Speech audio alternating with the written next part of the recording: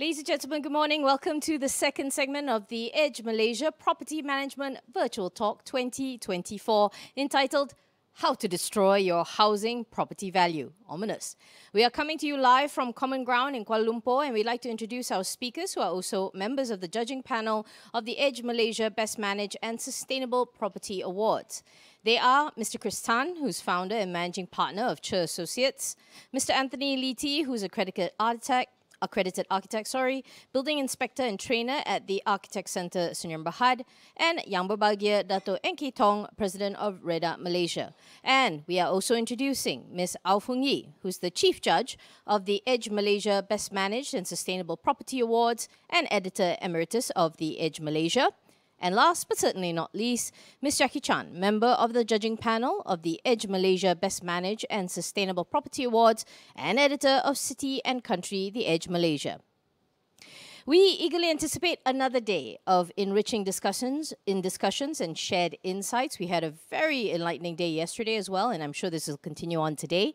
But of course, ladies and gentlemen, in light of the recent surge in reported COVID-19 cases over the past few weeks, we actually have decided to have this property management talk in a very virtual format as a precautionary measure for you and us. Fortunately, this adjustment allows us to accommodate a much larger audience than what we originally anticipated, and we definitely appreciate your enthusiastic response. And thank you very much for your understanding, and thank you so much for spending Saturday morning with us. Ladies and gentlemen, today's conversation will explore the intriguing aspects of property management and what it takes to be a strata housing property with world-class property management. Today's session will also focus on providing insights into the submission criteria for the Edge Malaysia Best Managed and Sustainable Property Awards 2024.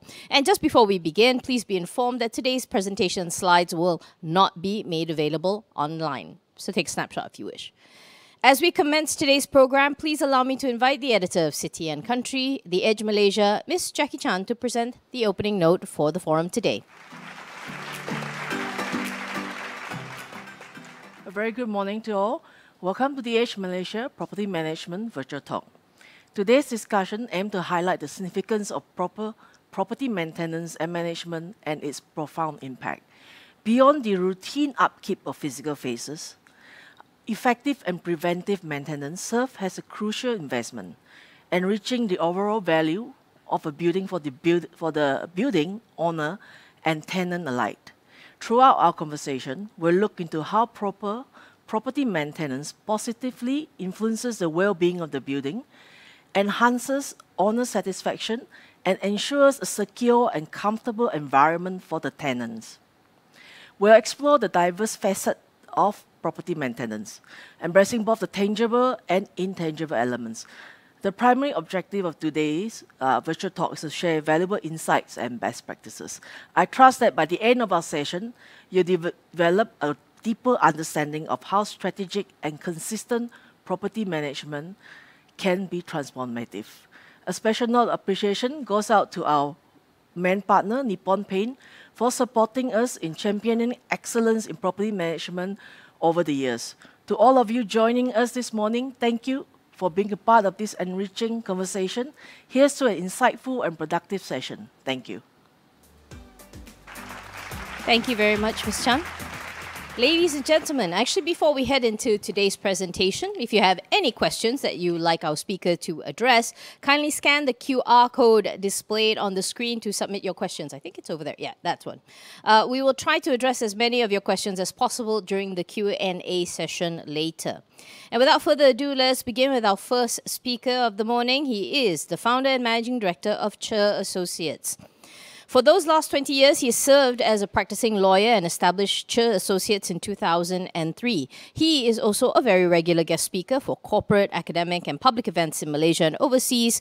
He's also a guest commentator on English and Chinese radio and TV stations. And the other hat that he wears is he's a frequent contributor of articles to local and overseas media publications, especially on the topic of real estate. He is speaking on Get It Right from the Start. Please welcome Mr. Chris Tan.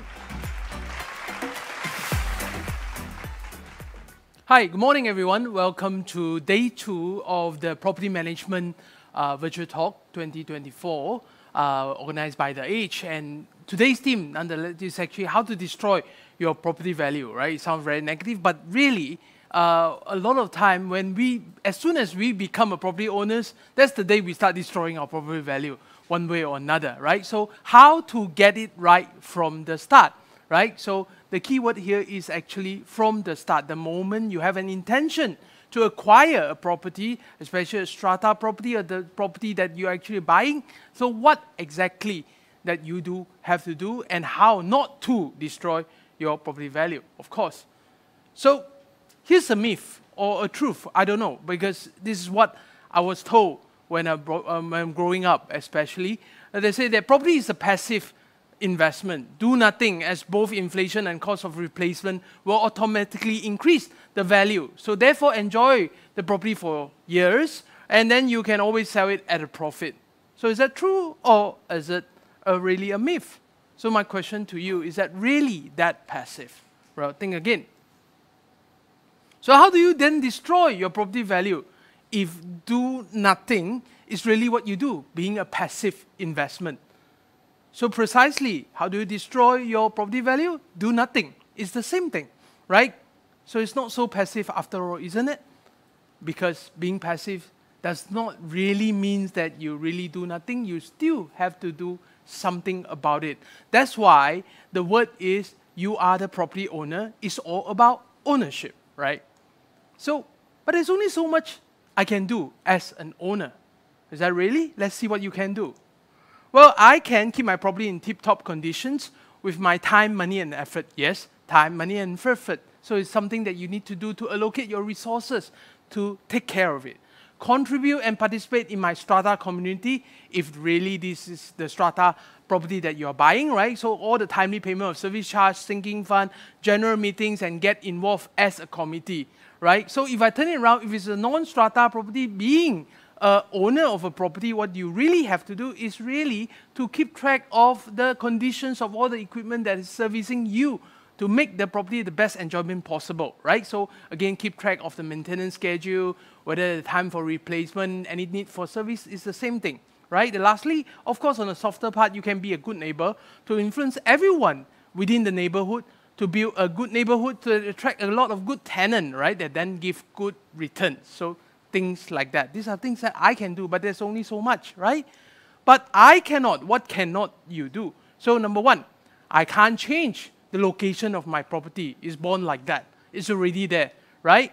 I cannot interfere with the delivery of the public infrastructures anticipated, right? People tell you about all the infra is coming, you know, the train is coming, the highway is coming, things like that, but you cannot really put a real date into it, right? Again, they're subject to a lot of other factors. Of course, you also cannot change the law and regulation that regulate my strata community, for example, right? Things like that, right? I cannot redefine the profile of the owners and the usage mix of the development. That's also very important, right? Also, I cannot change the building that's already completed and fixed, right? When it was sold to me, right? I cannot participate in the initial planning of the property development that I subsequently actually bought into, right? Things like that. So these are things that you cannot change. So what do you do about things that you cannot change? Learn more about it, right? So as far as you're concerned, things that you cannot change, yes, but then you can then flow with what you cannot change and make the adjustment accordingly. That's what I want to say, right? Of course, we are not strong enough on our own to change the law, right? But nonetheless, we must know what is the law and really to be able to flow and get the maximum enjoyment out of it. There's plenty of room there, by the way. So, how can I get it right from the start?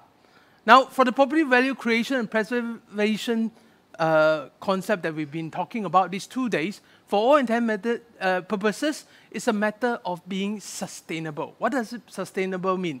Right? Sustainable simply means, right, in value, the DNA of the property must be feasible for all the stakeholders, right, in relation to managing it, using it, enjoyment in terms of time, money, and effort, right? So for all intended purposes, it's not only how it was shown to you and how nice it looked and whatnot, it must be also be comfortable for all the stakeholders, right? Being the management, being the owner, being the tenants, being even the authority, how do they look at all these things together as a whole, right? So let's visit the start of any property development, all right? So if you just play along, long time ago in the galaxy far, far away, of course, Star Wars, that was the property developer that started it all, right? So these property developers had this idea, and then they will just start. So how to then get it right from the start? So we know who's the main player at the start. So rule number 1, play by the rules. What does it mean? It means that you must know what the rule is. Let's see. Understand the application of the laws and all the legal requirements in a property development is very important, right, originally. So then look at what are the things that's limiting your imagination and creativity in creating these world best-selling products that you want to create, right? So for all intents and purposes, of course, in Malaysia, in this context, you're looking at Housing Development Act, the Strata Title Act, the Strata Management Act. Why do I then mention the strata community? It's because, like it or not, moving forward, right, strata is the way of life. And of course, the context of my sharing today is very much limited to the peninsula side, because the Sabah and Sarawak part of Malaysia do have their own regime that is very similar to what I'm sharing today. So let's see how it applies to you. So the whole idea here, when you have the conception originated, is to bridge the gap and innovate within what is permitted. So first of all, you must know what it is first before you can make the most out of it. So I think understanding of any kind is very important. So property management and upkeep practices shall be consideration in the product design, right? Because at the end of the day, it is not just how it was sold and also the after-sale service. That's important, right? So the feasibility and the relevance of the frills. When I say the frills is really, you want it, but you don't really need it. So the question is, so how do you then balance it up, right? The ease of maintenance is actually the key. And also, what are the equipment and infra lifespan that's given to you, the quality of which, and also what are the replacement costs? Like it or not, you cannot, right, drive on the same set of wheel and tires forever, right? There's a need for replacement. So, rule number 2, get it right from the start. What do you do? I would say, very importantly, you must be able to get all the stakeholder input from day one. Now, number 1, to complete the whole picture of the development in the end, right? Continue with the theme from yesterday. Of course, we keep saying, start with the end in mind, right? The problem with that is that you must know where is end in that sense. Of course, end, you can be subject to many definitions. Being a lawyer, we always talk about definition, yes or not? But who are the stakeholders? Then again, is it just limited to the developers and the architect, the design, the whole things, and that's it? That you only get their input for the purpose of starting a conceptualize of a property developments? So the whole idea here that there are always some missing usual suspect. This is what I've experienced, right? That in especially having a property that you want to deliver, a property that's sustainable in the long run, you must get the input from the property management and the maintenance professional. You know why? Because these people will come and look at it and say, hey, you know, when you look at this thing, the design of it might not be too feasible for the purpose of maintenance, or you will increase the cost and the difficulty in maintenance. For example, those things about double volume spaces and whatnot. When it look nice, yes, it feel good, right? It's very impressive, but then what does it mean when it comes to need to replace even simple thing like a light bulb, right, in a double volume space, right? Things like that.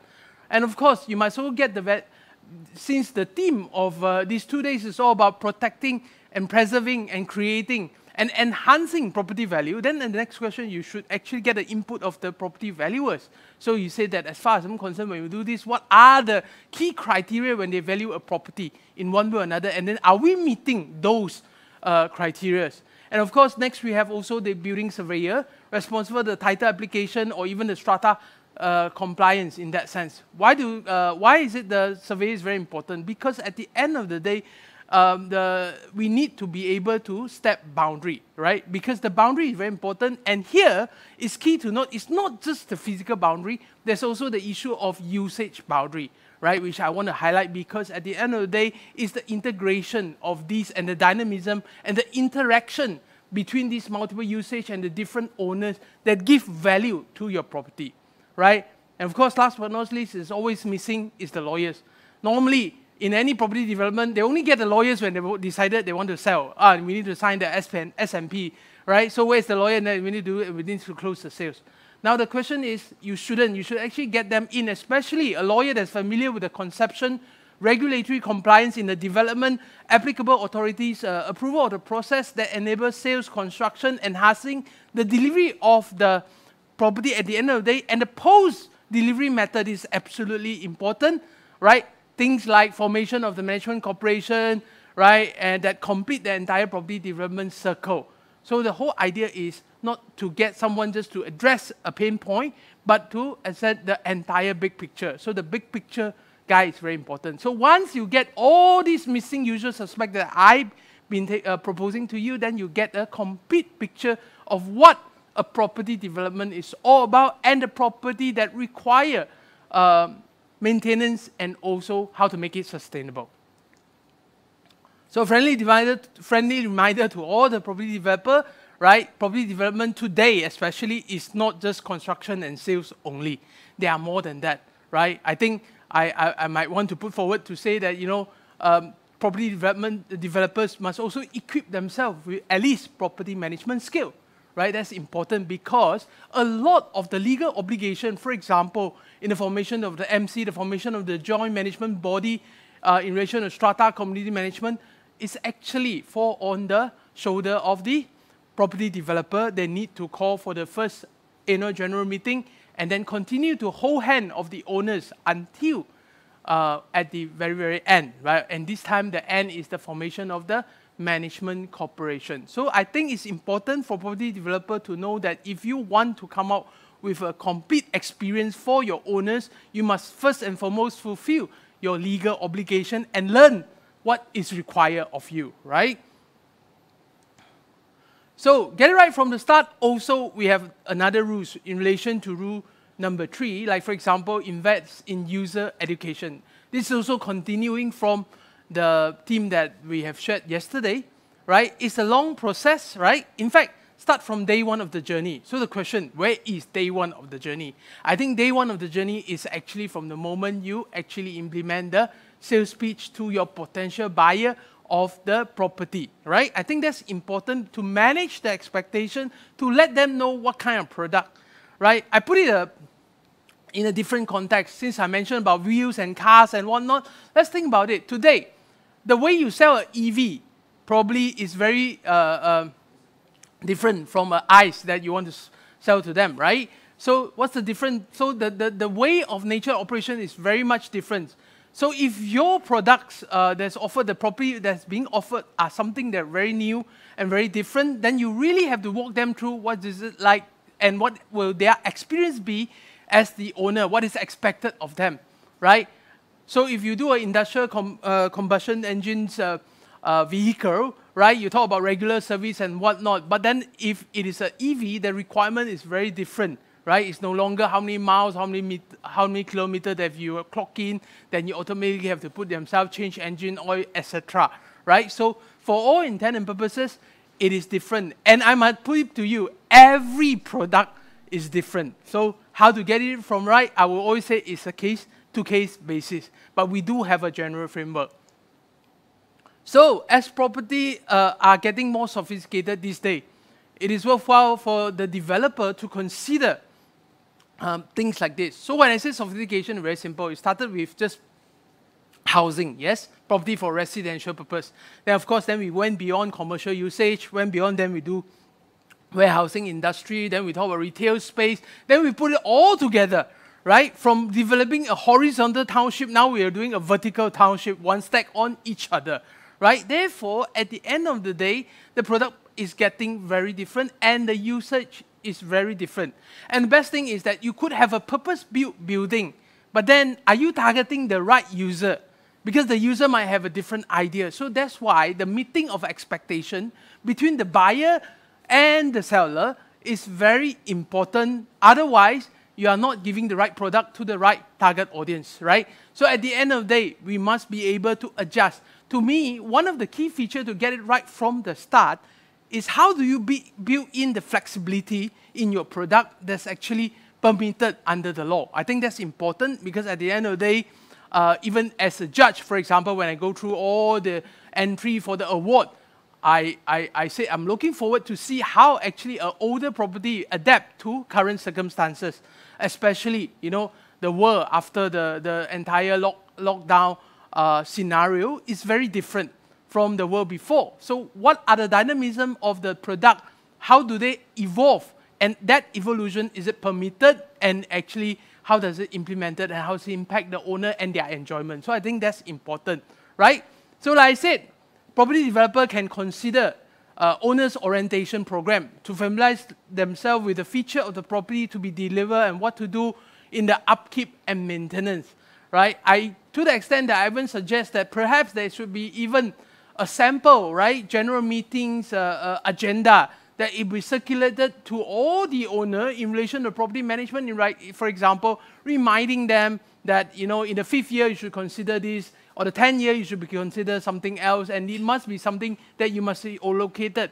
One other thing that probably they can guide you is this. You have to think about, for example, if you talk about a sinking fund account maintenance, one of the things is that how do you utilize a sinking fund? There should be a plan too, right? Being the person who designed the property development in the first place, property developer can actually give a model of the sinking fund utilization as a guide for the owner, especially once they form the management corporation to self-manage on their own, right?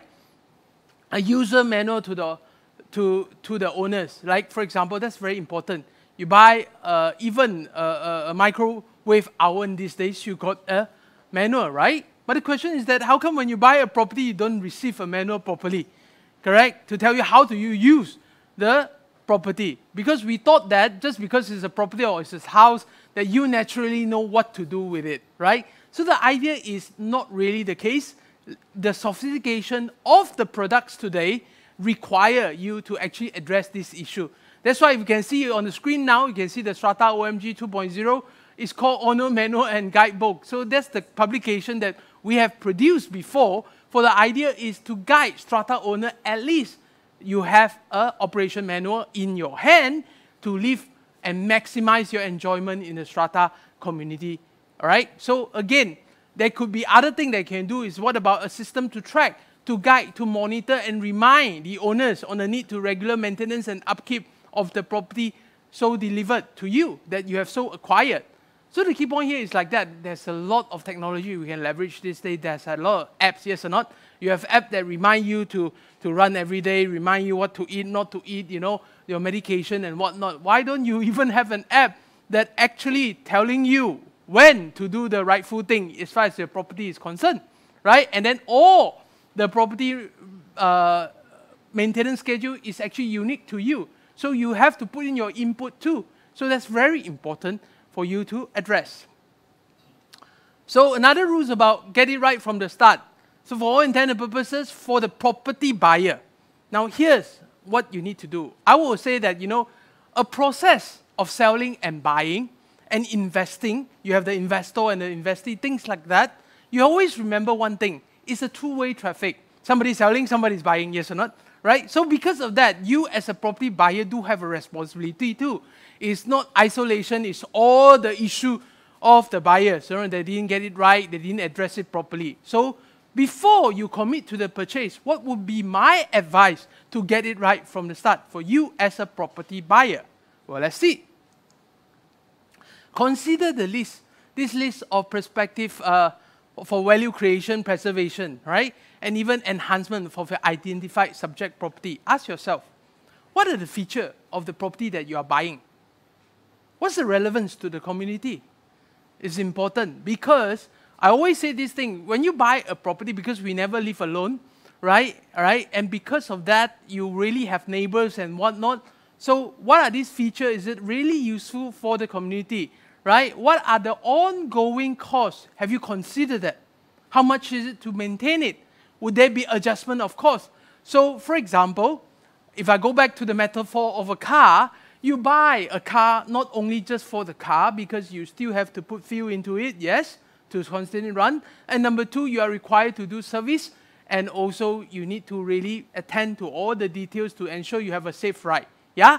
So it's the same thing. So what are the features of the cars or what are the features of the products that's given to you that require your attention? List that down, consider that as well, right? Next thing, what about the quality of the facilities?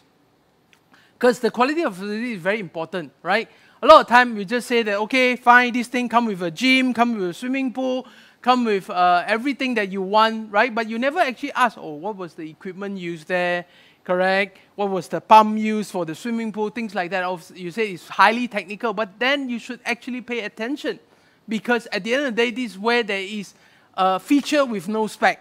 I would say that it's a feature with no spec. That's not very helpful because then if you're given a feature with no spec, the next question is that if you need to do the maintenance, before you even start, you have to do investigation first.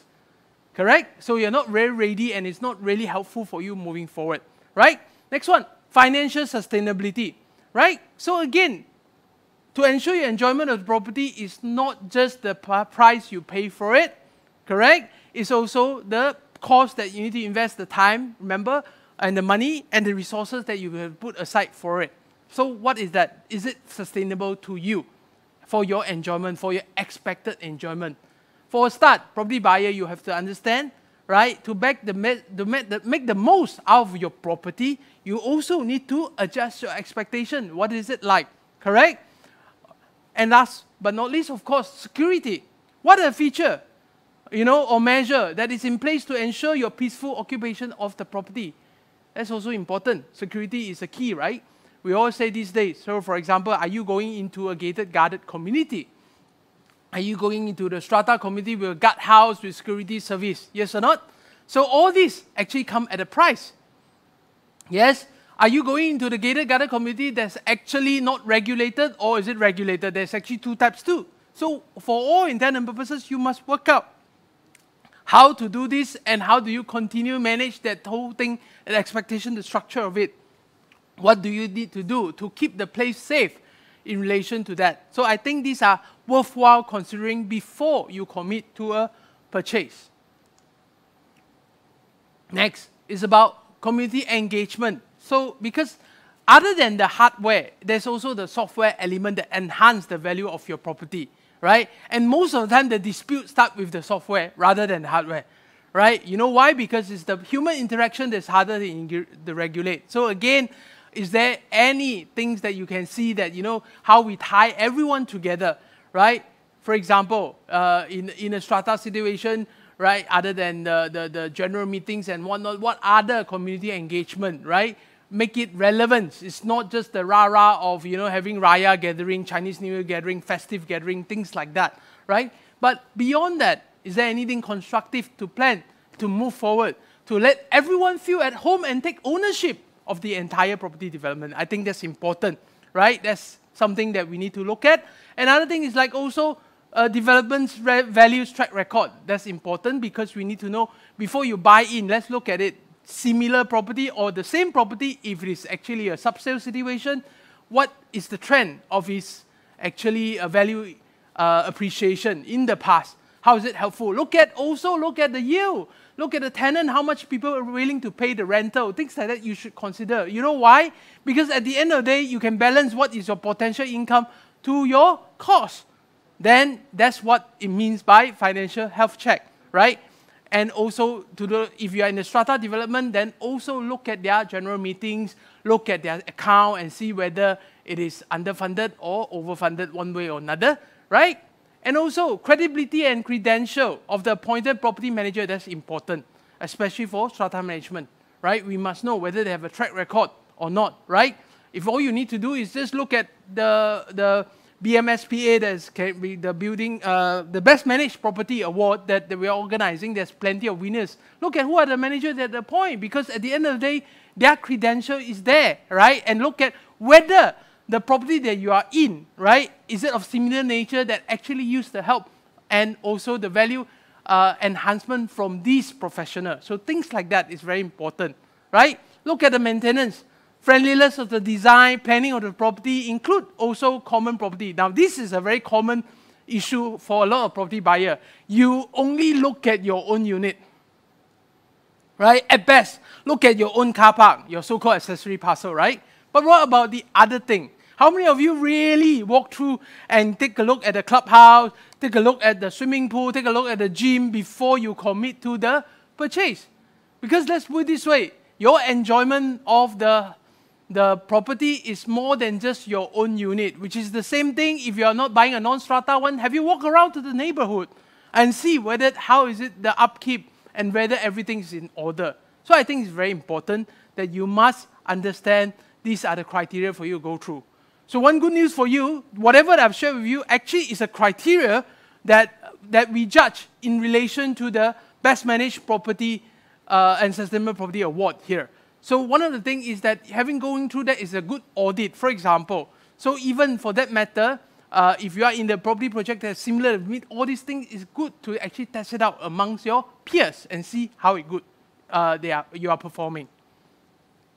So get it right from the start. So my advice to the property buyer, these are some of it. Just like buying a car, which is a metaphor I've been using for the entire presentation, you should also consider the cost and convenience of repair, right? Service, maintenance, warranty, and the parts availability, as well as the resale value, yes or not? You shall do the same for your property purchase too. You have to understand, because for all intents and purposes, it's not just the absolute price that you pay for the property alone. Do you agree? There are other things as well. So therefore, don't miss that out. Since you can do it for your car, I think you should be able to do it for your property. After all, property purchase or property ownership or even property investment is one of your biggest financial commitment in your life. Right? It's many years of installment payment, right? That actually bound you to it. And if you are, for example, buying to a strata community, really, the service charge and sinking fund is for life. What do you mean by for life? It's for as long as you are the owner, you are liable to pay for it. So therefore, don't fail to take it into consideration. That's important, right? So lastly, to get it right from the start, you can never be passive. You realize, right? After my whole presentation, buying property is not so easy, and being an owner is not like just sitting there and do nothing. Just like how I started this sharing by just demystifying property as a passive investment, it is not so passive after all. It requires time, effort, and money from your part, and your resources and your attention to make it work for you as well as the community for the purpose of property value preservation and enhancement. So with that, I'll end my presentation. Thank you very much. Thanks a lot, Chris. As always, very, very insightful. And ladies and gentlemen, we have a whole bunch of questions, actually, that you have typed in earlier, and we will actually address them in a bit. So let me just start with the first one. And this one, well, I think it probably is on a lot of people's minds. Some condos don't allow renting to certain nationalities. And the reason given is to maintain the prop value. They ask, is it legal? All right, so my answer to that is very simple. Some condos don't allow renting to certain nationality, right? To maintain property value, so is it legal? So number one is the fact that the prohibition to renting, is it part of the bylaw or is it part of the house rule of the strata community? That's the first question you have to ask. So in order to say then whether it's applicable or not, right? Then the next question is that whether it's passed through the natural process and whatnot. So let's put it this way. As far as the additional bylaw, as far as the so-called prescribed bylaw, including the house rule in regulating certain strata developments, right? You as an owner always remember, or even the management, it is for the purpose of regulating the common property and the usage, right? So to me, it's questionable and very circumstantial, and you have to check all this in order to make in order to pass your judgment whether it's legal or not, right? Okay, so with that answered, the next question is, what are the ways buyers can discern whether a property has been built right from the start? We had questions like this yesterday as well, where is there a checklist for you to see that, oh, this is gold standard, this is good, this is meeting all my boxes? Right, thank you for the question. So my answer is very simple. I can answer from the legal perspective, yes or not. So as far as I'm concerned, whether it's built right from the start legally, then there's issue of compliance. For example, there's such thing called the certificate of completions CCC in relation to that, issued by the architect in charge in relation. So professionally, somebody will check for you in terms of the compliance, in terms of whether the completion of thing is actually up to the expected standard to the regulation. That's number one, right? Number two is that, of course, they are also this thing by the authority called the certificate of fitness for the property. So again, these are regulations that's already in place. As to whether it's built right or built wrong, then again, that's another question. But I'm talking about it, at least in terms of compliance, right? There are a certain check to it. Okay, with that, and then we move on to this other question, which I'm actually curious about because I hear a lot of horror stories. If a developer went into liquidation without getting the strata title out, what can the buyer do to get the strata? Okay, if the developer went into liquidation before getting the strata, first of all, I think we have to address the point first.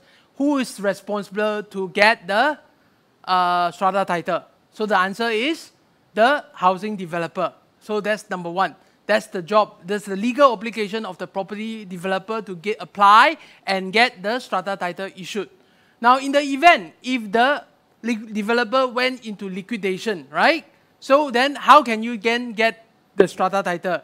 My answer is very simple. Even if the property developer went into liquidation, it doesn't mean that the obligation to apply for the strata title have now passed on to some other party. If we went into liquidation, theoretically, we have a liquidator who is now assuming and take over all the role and responsibility of the property developer. Therefore, this shall also be continued and be done by the liquidator as part of a liquidation process. The property developer cannot go through a liquidation without complying with all these issues and deal with whatever remaining things. Until and unless this is done, it cannot complete its liquidation process. And then we have one final question that I can see. It's like, what can we do if we ask the MO, still under the developer, for facility specifications and they refuse to provide? Okay, what can we do if we ask the MO, means the so-called management office, right? Which is then during the developer management period for the facility spec, and they refuse to provide, right? Let's put it this way. You have to understand there is an official policeman for the purpose of strata development and anything about strata management, right? This office is called the Pesuruhanjaya Bangunan, or in English, Commissioner of Building. You can enlist the help of the COB to get you this proper disclosure. All right, with that, thank you. Thanks a lot, Chris, as always, for your insights. And thank you very much for all your questions coming in. And of course, if you've just joined us, welcome. I hope you are having a very good start to your Saturday.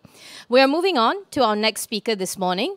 He brings with him more than 30 years of experience in construction industry. He is actually now the Malaysian Institute of Architects Honorary Secretary for 2023 to 24, and he chairs the Professional Practice Committee and Disciplinary Committee.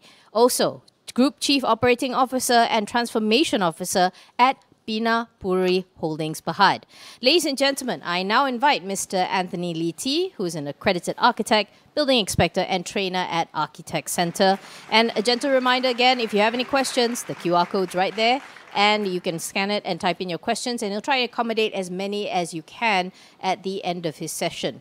His topic, speaking on myths versus reality, Mr. Anthony Lee. Thank you, Nadia. You know, it takes a team of experienced professionals, architects, engineers, contractors, several years in planning, design, detailing, and putting everything together on site. Thousands of workers, millions of man hours, the steel, the concrete, the lifts, the pipes, the miles and miles of wiring, pumps, glass, waterproofing, tiles, doors, windows, to put a building together. Your completed home in the sky is a very complex structure and building that requires proper maintenance to operate and manage. That's what Chris said earlier. It's no different from your car, likely your second biggest investment that you will take. Your home is different. It is probably the largest investment that you would do. As a layperson, it's not expected of you to know how to maintain all these component parts and make it work, right? I don't think you expect to know that. And I think that, it's just like your car. You're not expected to know how the engine works or how the gearbox works. All you want to know is when I'm going to do the servicing, when I'm going to change the oil, and when I'm going to change the tires, and so forth. Well, you have a service manual, as what Chris was saying. In a building, we also have service manuals. It's called an operating manual. And we have drawings, and that stipulates all the component parts that are put together to keep your building functioning properly and safely. Failing to do so will certainly destroy your property, rendering it unsafe and uninhabitable. So maintenance and management are key in protecting or destroying your home. I will cover key aspects, the what, the whom, when, and why, that are super important to watch out for, and also dispel the myths and the kesabana for you. Now I'm going to start with this, the difference between maintenance and no maintenance. I shared this picture before in my previous talk. I think it was last year. Same age of a building, 25 years old. One looks one looks like that, and another one, disrepair, unsafe, unlivable, and untenable. So which one do you choose? I mean, it's a no-brainer, right? But today, because, there are a lot of people who are still quite interested in destroying their property, I'm going to now give you the formula on doing it properly. If you want to destroy it, make a good job out of it, okay? First of all, when you are going to choose a property, please don't do any due diligence. Go and buy a property purely on emotion. Look at all the facilities that they offer you. The statics are very important. Don't worry about the developer's track record. Okay? So long the price is right and a lot of facilities over the next one, you go and buy it. You ignore all the winners that we have gone, all the hard work that the judges have done on the Best Managed Property Award. And then when you finally buy the property, you don't go for meetings. You remain uncommitted. You remain passive, quoting Chris. And then you put up with unscrupulous property manager and wait for things to break down. Do not pay. Ignore payment or delay the service charges and argue whether you need to pay sinking funds or not. And then you have to live and contend with the cockroaches and the rats and the stink and the smell and the damp and dark basements. And then, the people who are actually trying to run the place, and they attend the meetings and they call for meetings, and then you say, that's not my job. Somebody else is going to do it. Those are the kepo neighbors, and let them go run it. So that's the attitude that you take, and then you start making renovations by hacking and breaking down walls without permission. That is your recipe to successfully destroy your investment. You may seem it's funny, but actually these are true, because a lot of the properties that I have gone and inspected are basically from the lack of attention, apathy, and disengagement as investors, and then they expect that things will run properly. Now, in the last short 30 years, the properties that we have seen from land and building, terrace houses and small bungalows, have suddenly changed in character and in density. You can see it from the pictures here. In a very short 30 years, definitely in my career, in my lifespan, I've seen the change from simple homes to even multi-mix strata development. And sadly, this is really the diagnosis that we see all the time. In fact, this is an inspection that we did. This was a property in Penang, and you can see a bunch of owners there. You can see their body language when we gave them the diagnosis, because this roof is leaking. And they had got no money, and obviously with no money, that they have to now deal with the fact that with the roof of this nature and it's leaking, basically their sinking fund just sunk. And where are they going to get the money? So this is generally the predicament that a lot of strata properties are having. So in the end, if you don't fix it, your roof gets flooded, things break down, and eventually the end game of the property. And the reality also is that maintenance fees and interfloor leakage, these two things, top the cases in the Strata Management Tribunal. These are the two main areas of people complaining. And over 90% of the cases involves maintenance fees areas, meaning people just don't pay. Actually, the issue of non-payment is not because people don't pay, but it's like a snowball effect. When you don't pay, the property breaks down. And when the property breaks down, people won't pay. So, you know what? Which one comes first? Both chicken and egg comes first, and then it spirals out of control. And obviously, once that happens, the property is destroyed. It takes a lot more effort, a lot more cost for you to reverse this situation. So, getting a building done right is one. Doing all your due diligence is another. But keeping the property in good working order over the lifespan of the building, 30 years, 40 years, 50 years, is something that you cannot ignore. And it's something that you need to keep at it. So I've come up with just 3 very simple things for you to take away when you are looking into the maintenance and management of your property. The must-do, the items that you plan to do, and the items that it's nice to do. What is the difference between these 3? Must-do means items that require immediate action. It involves safety, security, and compliance. I'll go in details with some of these items, okay? The other one would be items that you plan to do, items that are not working quite well, but you can maintain them, you can repair them or replace them over a time. You know, you could plan it, you know, you get quotations, you could do it over a year, you could do it over 2 years to do items that you plan to do. Items that are nice to do are also important here. Things that you need to upgrade, things that you do as far as improvements are concerned. So how do you discern between these 3? Because you only got so much money and you got so much things to do. So how do you discern between these 3? Okay, let me guide you. Now, there are rules in Malaysia that mandates you that you as a building owner must conduct for your property after CCC. When Chris was explaining, CCC is when you get that completion. It's a certificate of completion and compliance. This is when the architect tells you, I have checked everything, I have designed the building with my engineers, and I've complied with all the authority requirements, and I've supervised the work, I've chosen the materials, and now it's completed and has complied to everything. It hands over to you, the purchaser, through the developer, and then from now on, you hold the baby. Well, you know, there's a period of time, the effects liability period and all, but I'll get to that later. But as you take over the property, now you're going to have to do these few things.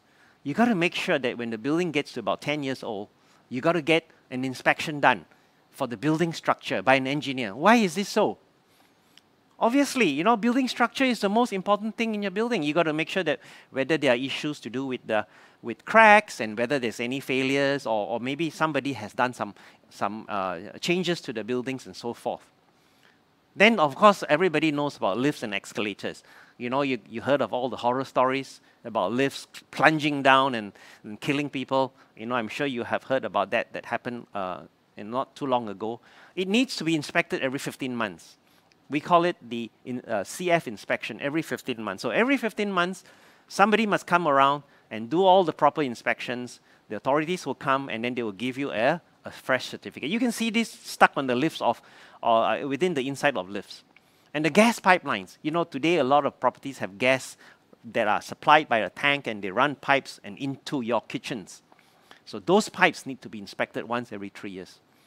And the electrical installations to make sure that you are safe, that in the event there is a problem, it will cut off in time.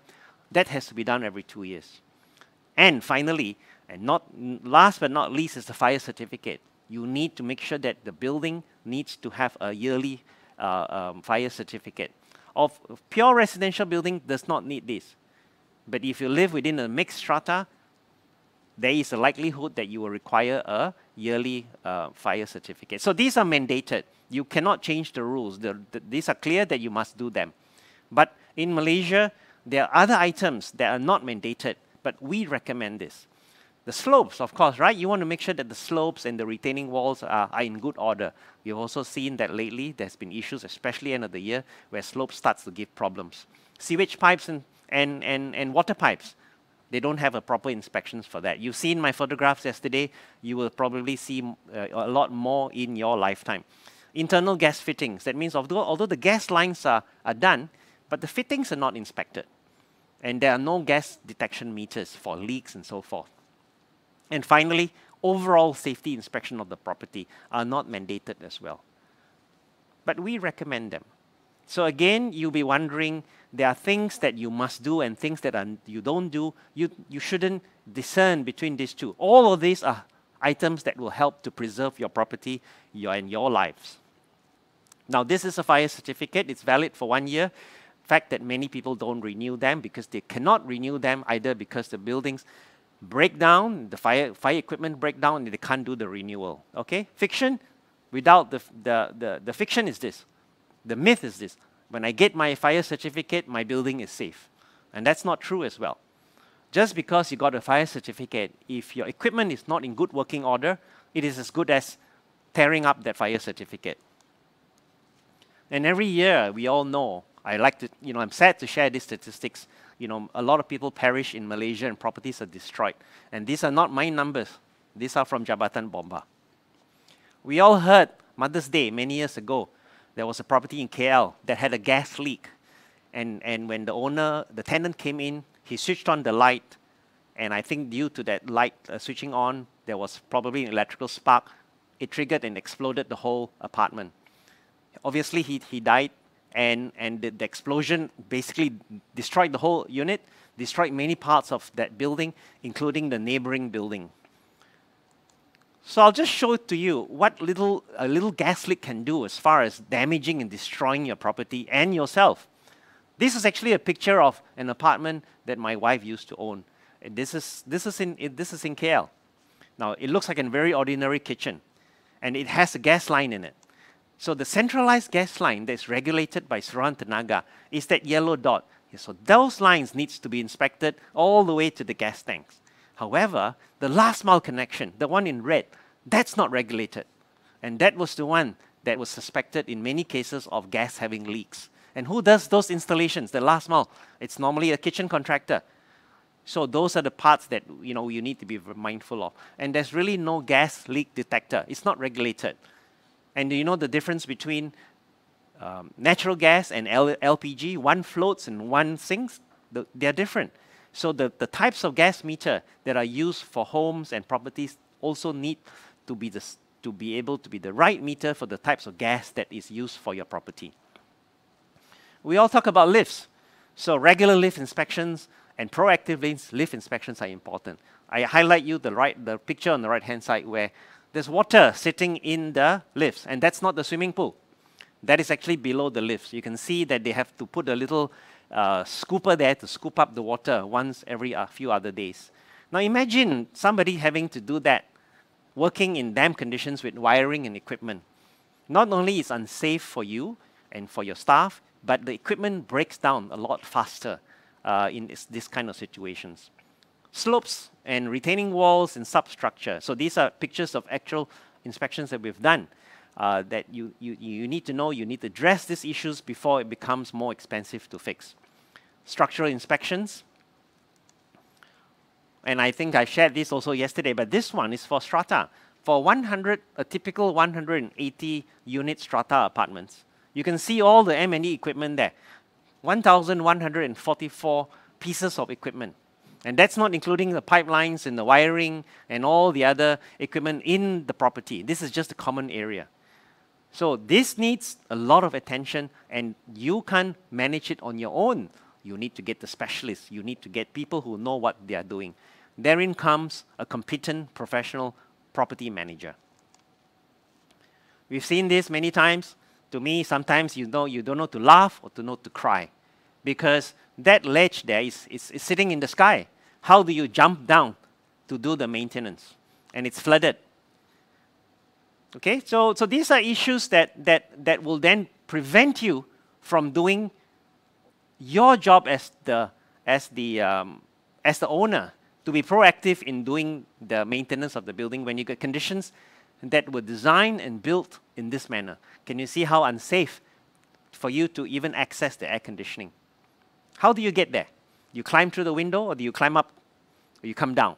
Okay, and there's one air conditioning for every ledge there, top and bottom.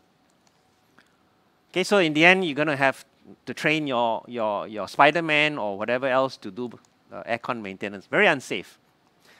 Then if the property itself starts to have defects that you have inherited, where the property, unfortunately, for whatever reason, were not built properly, and you start getting leaks that people tell you that they can repair it using all this foam injections and from the bottom of the swimming pool, it's all rubbish. It doesn't work.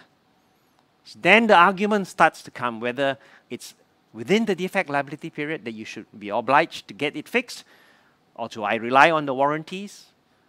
Or do I rely on the fact that a waterproofing goes beyond the warranty of a service life?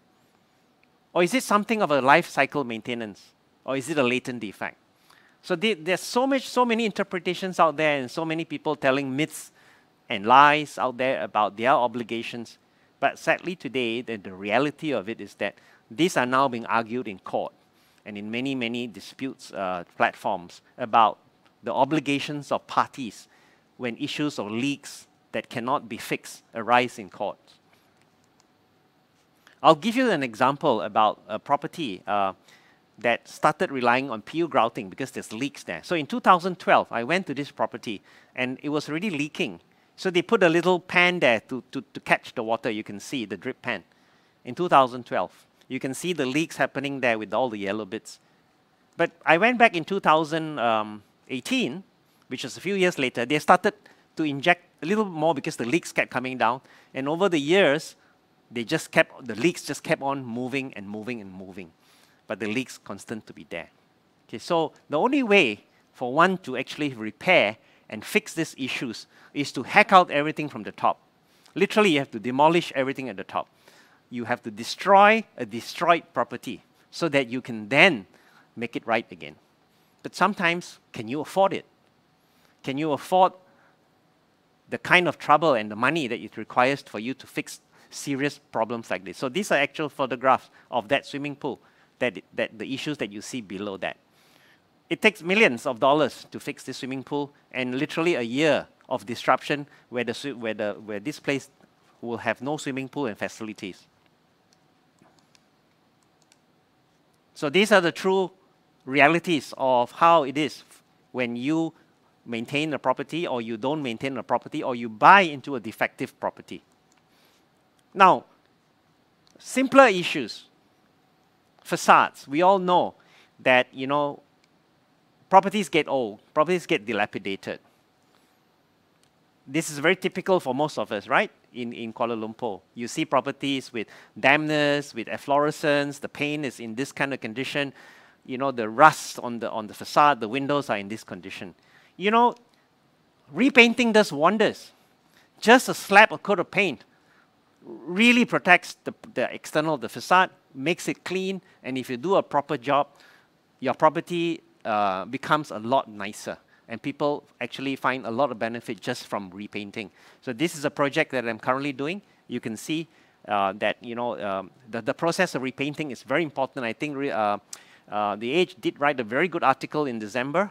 Perhaps they can share it later about repainting, about the do's and the don'ts. So don't do the wrong repainting process. Make sure that you get the professional help before you embark on proper repainting. But repainting is one item that it's definitely a plus point for you to consider and plan for that. And once the property is repainted, it will always keep its value. So there's a QR code there.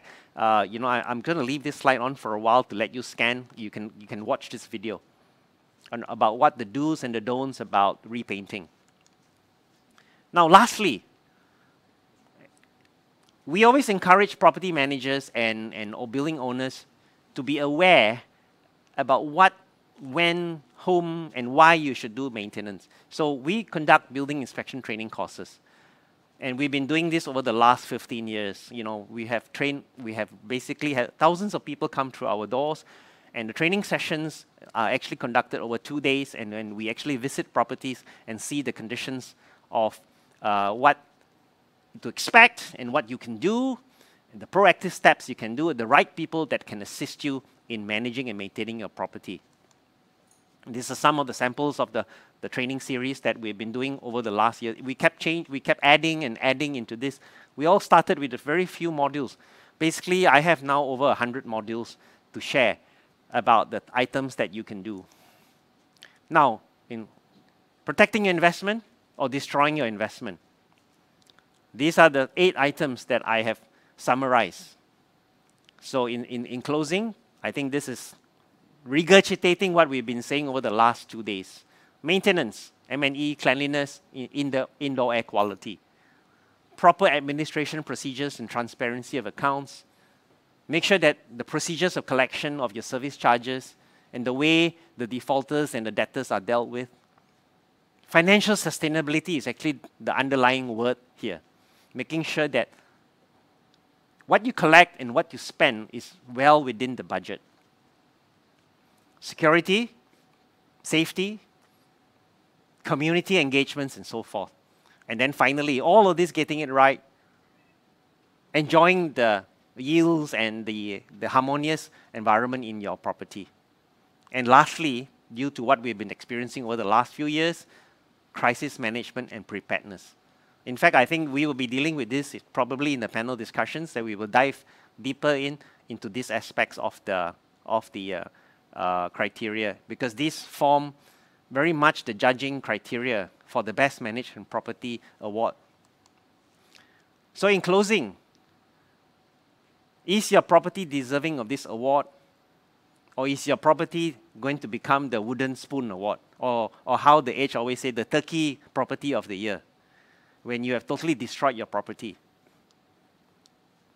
So I invite you to come in and participate in this award. With that, I thank you very much.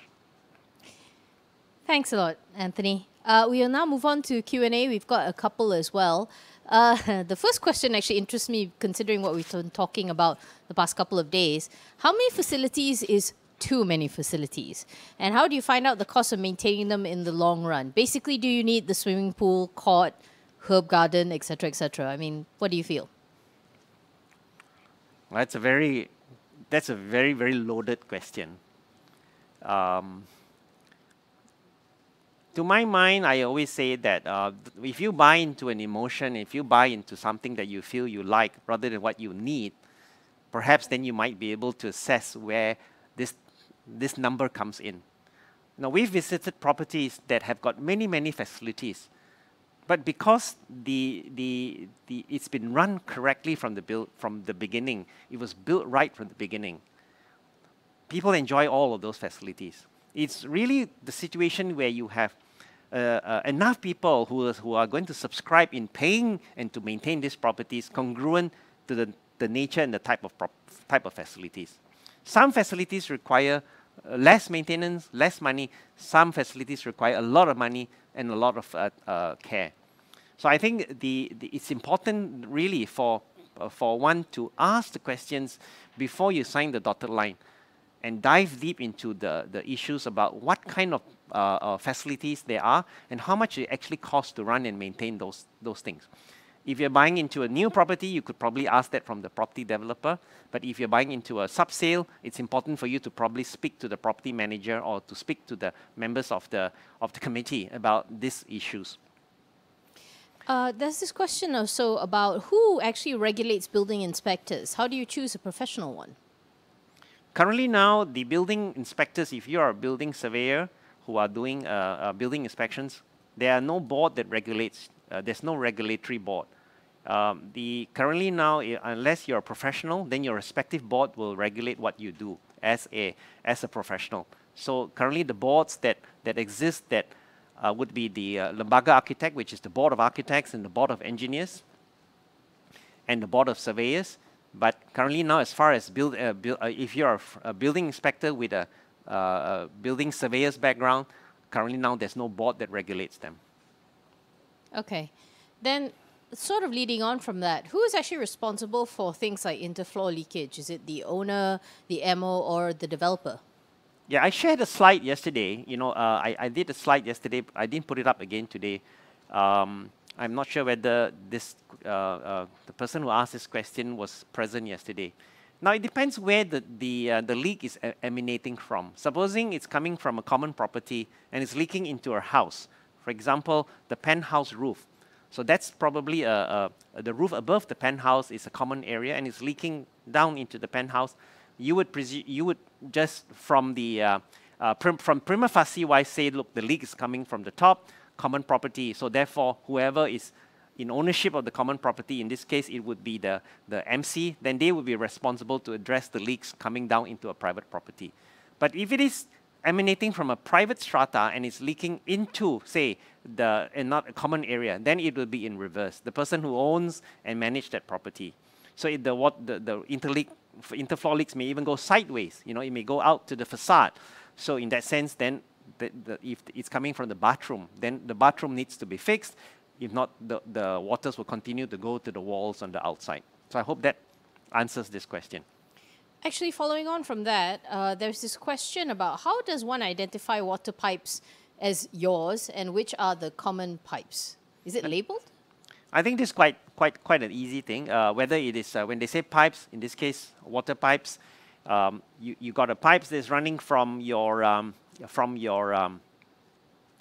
main riser, but the main riser itself there is a meter. So everything from that meter onwards that's serving your unit will be your responsibility.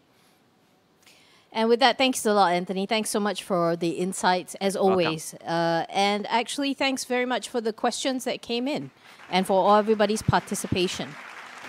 We are taking a very short break. We'll resume actually in 5 minutes and we'll commence then with the fireside chat. Please take some time to grab a coffee, stretch your legs, pet your animals. In the meantime, please feel free to scan the QR code on the screen, share any questions you would like the panel to address. Your input definitely will be very valuable in the fireside chat later. It was that way yesterday as well. See you back in 5 minutes.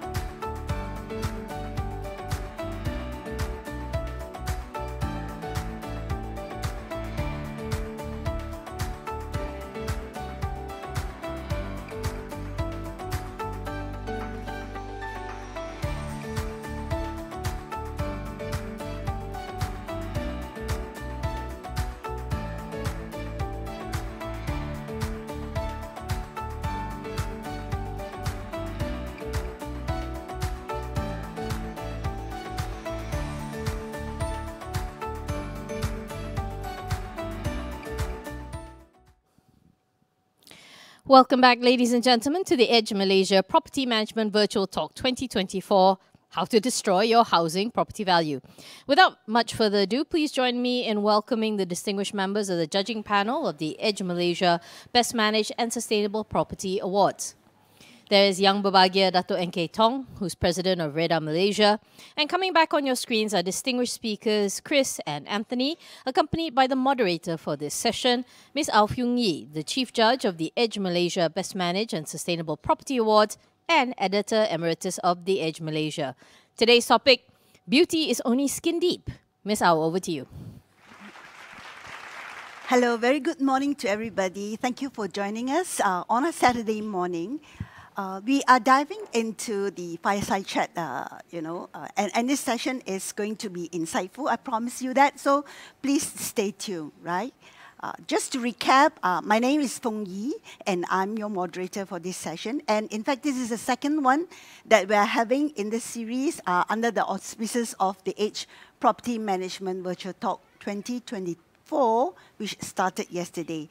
Okay, just to get a little bit more personalized, a quick intro of the three gentlemen who are here with us this morning. Camera, if you could just pan, yes. To my right is Dato' N.K. Tong. N.K. is the president of Real Estate and Housing Developers Association Malaysia, or REDA. And to NK's right is architect Anthony Liti, who wears many hats. Anthony is a building inspector. He talks a lot about safety issues in buildings. He is also the honorary secretary of PAM, Pertubuhan Architect Malaysia, and he is a contractor. Last and definitely not least is Chris Tan. Chris Tan is the founder of Cho Associates, and Chris is an expert in strata laws. We all know that, yes. Okay, yeah. Back to the subject matter of today. We all know that property is one of the most sought after investment class out there. Property investment has made a lot of millionaires, billionaires all over the world. Now, closer to home, increasingly, more and more people are buying property for not just its intended purpose. For instance, people do not buy a house just to stay. People do not buy a retail unit just to operate his or her business out of. People look at property as a form of investment, very strategic investment, right? They see property giving them value creation. They see property acting as a hedge against inflation, against devaluing currency, yeah, and a lot of other things, right? On this note, how and what do we look in the property investment? And after that, do we maintain as a passive investor, as what Chris has said? Maybe Chris, Yep. share with us your first property purchase. Okay, my property investment or journey actually start very young. As in the very moment I got my first payslip, I already start investing in property. In that sense, is because more for the purpose of being a user. More of being a purpose of user because I require it and my family require it, and I'm the most qualified, being the youngest and being a young professionals. I have the best to leverage it. Therefore, that's how I select my property at that time. As to whether it's return on investment and appreciation of value is actually secondary consideration. It's not main consideration because for all intent and purposes at that time, it's really the roof over the head issue and getting everyone having the security of a home in that sense. You mentioned at that time. Yep. Fast forward to now, Yep. would value creation be very high up in your considerations? Of course, I mean, even then, there's also value creation. The value creation in that sense is, of course, I'm the user. I'm enjoying the benefit of the property, obviously, and of course, my family and whatnot, giving me security and safety and whatnot, things like that. But even today, when I look at property, I'm looking at different facade of things. For example, if I'm buying not for own use, if I'm buying for others people, then the question I have to think about the perspective of my user. Because you all started with the user. a property have no value if you are not benefiting the user. So I think that will always be my case. For example, you say that we are no longer buying the property for the use for its purpose today. I can give you the best example as my office, for example, right? The building is originally planned to be a home, a residential, but I have repurposed it for the purpose, and of course within the permitted law and the land use and whatnot, it is possible, being a lawyer, right, looking at it. So therefore, it's now creating value in a different way. Okay. Correct? So again, it is the frame, what is ready for you, and then it's up to your imagination and whatever is permitted. As I said in my presentation, you must first know the rules in order to play by the rules. And once you do that, you get more effort in, then you can enhance the value. So value creation is also looking at what are the potential that it possibly bring. It's not carved in stone, I would say, but then it's very much structured, all right? And therefore, it could be other things, like, for example, you don't discount your current user area value. You never discount your holding cost of it. It's very important, right? Especially if you're enjoying your holding cost, then it's even better, right? That would be my consideration. Yeah, thank you, Chris. Let's hear it from the developer, the president himself of REDA. Yeah, I was a late starter. My first property I bought when I was 30. I guess because I'm in the industry, so I never thought to do that. But now in hindsight, I think I would have followed Chris's move to start early. And that's what we would encourage. No, putting my developer hat aside, I think the challenge in Malaysia is people tend to buy their car first, then their property. And unfortunately, by deferring the purchase of the property, the prices continue to escalate and escape us. But nowadays, with ride sharing, you could argue that the car is not critical. Back then it was. And with some adjustments to your lifestyle, it allows you to buy the property first and then the car. Right, thank you. We're not going to leave you out, Anthony. What was the question? When do you first buy your car? Car. Oh, when did I first bought my car? House. I think I probably mirror Chris. I think we bought our property almost immediately after we landed, and we got our jobs. And again, it was, value creation wasn't on the mind. However, I guess we as very practical people, obviously you don't want to rent. You will say, let's just buy it straight away. Yeah.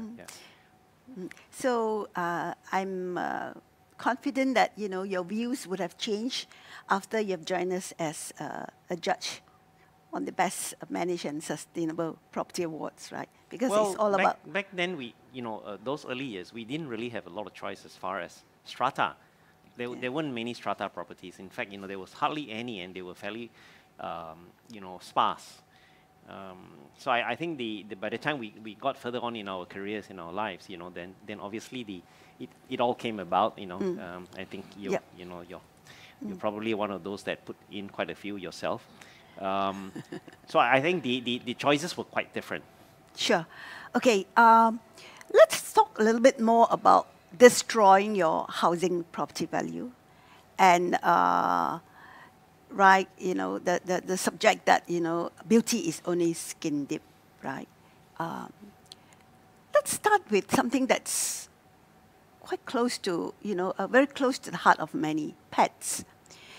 More and more, we see that, apartments, they are branding themselves as being pet-friendly. Why? Because it sells.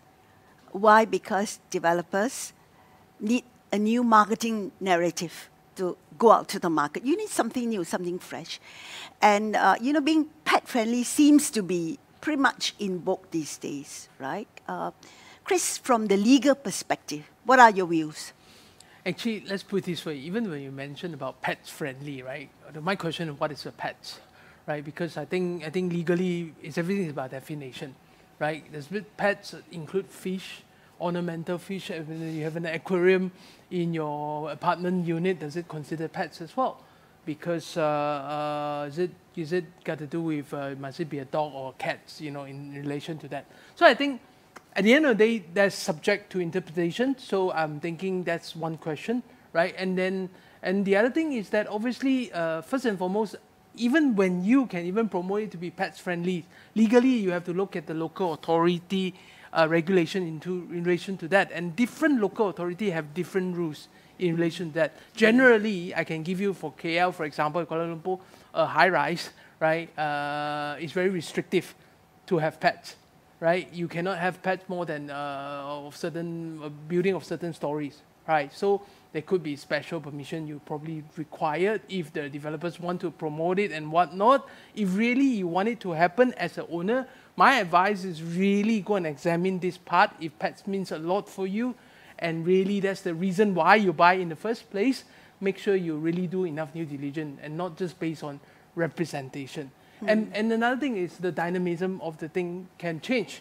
For example, even the question that was asked to me earlier, you know, there's a prohibition on foreigner to use the condominium and whatnot to rent or whatever. Then I'm turning around by saying to you is that then, remember I said that it's got to do with the bylaw, what are additional things, what are the house rules that put in place, right? Maybe this community when it started is all pets friendly. Everyone loved their pets. So over the years, then the dynamic of the mix of the community changed. Then suddenly nobody like pets. And you're the only one who still got the pets, for example. They might just pass the rules. And again, the structure of the law also requires there's certain decision making, right? So there's majority. So I just want to say to you is that it's not carved in stone, even if you use the word pets friendly today. Okay, very good point, Chris, because you mentioned two things. One is, you know, the bylaws, you know, of the respective management committee. And on the other side of the spectrum, we are talking about the approval from the respective authorities. Yep. Right. Ultimately, can the house rules set, you know, by the management committee based on the majority that they've received in an EGM, can it supersede what the authorities stipulate? No, not the authority. No, you can't supersede. Local council. Correct. No, let's put it this way. First and foremost, obviously, nobody can act beyond the law, right? Nobody can act beyond the person who having the authority under the law to make relevant decision. That's important. Correct? So notwithstanding, you have the majority, you pass a resolution properly, you follow everything by the books, and you get it crossed, but it's still subject to examination. For example, the courts, right, and the tribunals are always the avenue to challenge and examine these things. So this one, no matter how, you cannot run away, right? So I would say that, you know, it needs to be balanced, it needs to be both, right, to be safe and whatnot, but again, the dynamism could change. Like I said, circumstances could change. For example, today, I mean, I'll give you another more relevant one beyond pets. For example, food delivery, products delivery to the housing area, to the strata community, right? Can the guardhouse double up to also help you to pick up those parcel and those food delivery, right? For example, things like that. So these are because of the change of circumstances, because when you probably build the development in the first place, the building, you probably no anticipation of this thing being the norm today. So this is a big argument right now. So again, how do we evolve with time? So like I said, the prescribed bylaw don't have anything to regulate it, that's for sure.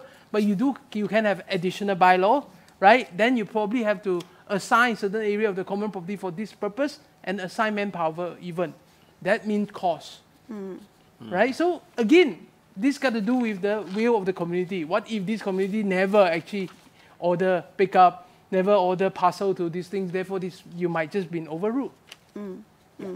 So what I'm hearing, Chris, is, you know, it is all about community living. Yes. Right? It is all about communication. Now, okay, very quickly, back to the question about pets in strata right. Title properties. And is this a conversation within developers? Would you know? Not really, but I'll just give an example following on from what Chris said. So it wasn't too long ago that the city of Kuala Lumpur actually banned pets in strata properties, right? So again, definition of pets, you know, if you had your fish, you probably could get away with it because they wouldn't run around outside the house. But after they lifted the ban, for example, my condo, it took a while for the management corporation and at an AGM to actually approve the pets in the condo, because in the bylaws following the previous ban, they had also stated that. And even when they allowed the pets to be in the home, they said, so that you don't make noise and be a nuisance to neighbors, very practical. And if you did take them out the house, you had to use the service lift, not the main lift, and they could not touch the ground until they left the premises for the morning walks. You never know, in maybe months or years to come, they may actually allow it in the premises of the common areas as well. So it's an evolving discussion, I think. Do our current laws, SMA, Strata Management Act, are they sufficient to cope with all these, new things that are, coming out in the market, new wants, new needs? Chris? The simple answer I would offer, Fung Yee, if I can jump into it, even from my yesterday presentation, I said there's a gap in the law, there's a need for catching up, right? If not for the keep changing of the authority or the man in power to decide, right? Probably you have a new law by now, correct? Then obviously, even then there is changing priority. There's not like the first thing they have in their mind. And therefore, yes, I think, to put it simple, not enough. More can be done, right? But they must have certain things to, but they do have a stopgap measure. For example, in relation to Strata Management Act and also Strata Title Act, in relation to the strata regime, if really there are gaps in law, right? There's one person who can fill in the gap. COB. The COB, the Commissioner of Building, can actually make anything to fill in the gap. So that is where you might want to argue that is sufficient. But then, even the COB, for all intent and purposes, sometimes they might be reluctant because their interpretation of things might not be the best, right? And they might not be on the ground to understand what happened, and the requirement of different strata development is different. As composed to a mixed integrated, to a pure residential strata, to a strata industrial, for example. It is all different, right? So therefore, I think they are also learning, correct? And they are very slow in filling the gap because they will try to make sure that we can flow within whatever is permitted in the law first before really you want to become very adventurous. So the nature of the law in designing this is also like that. We are not supposed to be proactive in that sense. So hence, I think I will call for the review. I think it's timely. We really need to address that as things are getting more sophisticated. If I could just add to that, I don't think we want to be too prescriptive in the Strata Management Act. Because if we fill too many gaps, then there's no flexibility for parcel owners to decide what they want in their development. So the use of house rules, so you got the broad umbrella of the Strata Management Act, and then at the granular level, at each different property, whether it's residential, integrated, or commercial, or industrial, for example, the residents or the parcel owners have that flexibility to decide what they want for that development. Because ultimately, I mean, just to add on to that, the aim at any strata management regulations or rules, or even everywhere in the world for that matter, is actually at the end of the day, self-regulation, right? And the harmonious thing, that's why the soft is very important. Yeah, so what I'm hearing is, education is very important, right? Being able to live harmoniously within strata development is very important, right? If I can, sorry, just on the education part, because for me, I'm a little bit passionate on this one. I always say, even as we grow our national syllabus, we used to have things like civics, for example, and also Rukun Negara, as we learn about them, how do you live peacefully with your neighbor, how do you respect it, some certain things like that. These are educated since young. But these are all taken away from our syllabus today. Okay. Correct? And the best thing is that probably it should be replaced with things that is more relevant today, which is community living, right? And the regulated manners. It should be brought back because you should, since it's a growing trend, right? Getting more and more people it's not going to be lesser, right? So it is important. It's almost as how you live as a citizen of the country, as well as a member of your strata community. Anthony, do you agree with that? No, yeah, absolutely. Yeah. I did mention yesterday about local elections. I think if you can't even get involved with your own strata community and be involved with decisions and be part of, that vote to decide your destiny, it's going to be harder even in the bigger sphere. So start local. Start within your own community. Yeah. Let's just move away a little bit and talk about something that, you know, I'm sure something that you're very passionate about, safety in buildings, right? Let's focus on the transformation of residential or commercial service apartment into Airbnb use, short-term use. You know. From what we have seen on the ground during our many inspection, you know, for the award, right? Maybe share with us your take. Is there any concern? You know, anything that bothers you that, you know, we should pay a little bit more attention? Yeah, I alluded yesterday, I think, in our discussions about the sleeping risk, where you know, the Bomba rules, you know, Malaysia has got one of the most comprehensive passive and active fire laws. Our regulations are amazing. You know, we have even surpassed our British standards in many aspects of our standards. So one of the areas that differentiate between residential and non-residential, meaning it's, you know, a commercial type property like a hotel and so forth, is the sleeping risk. So perhaps yesterday we didn't quite address it. Now, sleeping risk means if you sleep at home, you likely know where your staircases are, where your doors are, and things. You can feel your way around in the dark, and you're familiar with that place. As opposed to if you were to sleep in a new place, a strange place like a hotel, likely in the middle of the night when something goes bump, you would likely not know where you're supposed to go. So in that sense, so the provisions in those properties have got emergency lights, it's got an alarm within the place to wake you up. There's even a PA system that can speak to you in your room. There are emergency lights. There's also passage for you to get out to escape and so forth. Now, a normal resi doesn't have those things. They just have basic things like, you know, where the staircases are and things like that. Because you're supposed to know, right? You know that, yeah. Yes. You live there and you do. But if you're sleeping in a strange area like a B&B area, you are now in a building that likely a resi but converted into a hotel kind environment. So the laws are to me not very clear on this, because I think having said that we have very strict rules, but Bomba did give a lot of waivers, official waivers for service apartments, which are generally it's an apartment but now used in a different category. You could use it commercially. They did waive the need for sprinklers, you know, for the longest time. But obviously, they said, look, no more waivers. So by right, even service apartments, that when you are in a commercial environment, master plan, and your property is a service apartment, you're supposed to have sprinklers in there. So why the definition between these two? Again, the sleeping risk. Again, the higher risk associated with full resi and not full resi. Yeah. Yeah.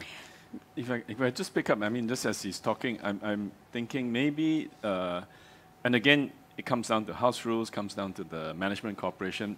Perhaps condos that want to allow Airbnb should actually supplement beyond the minimum requirements for residential. For example, if you go into a hotel, at the inside of the door of every room, there's a 5-plan. In emergency, go this way. So maybe those who want to be Airbnb should at least have that to guide the new user.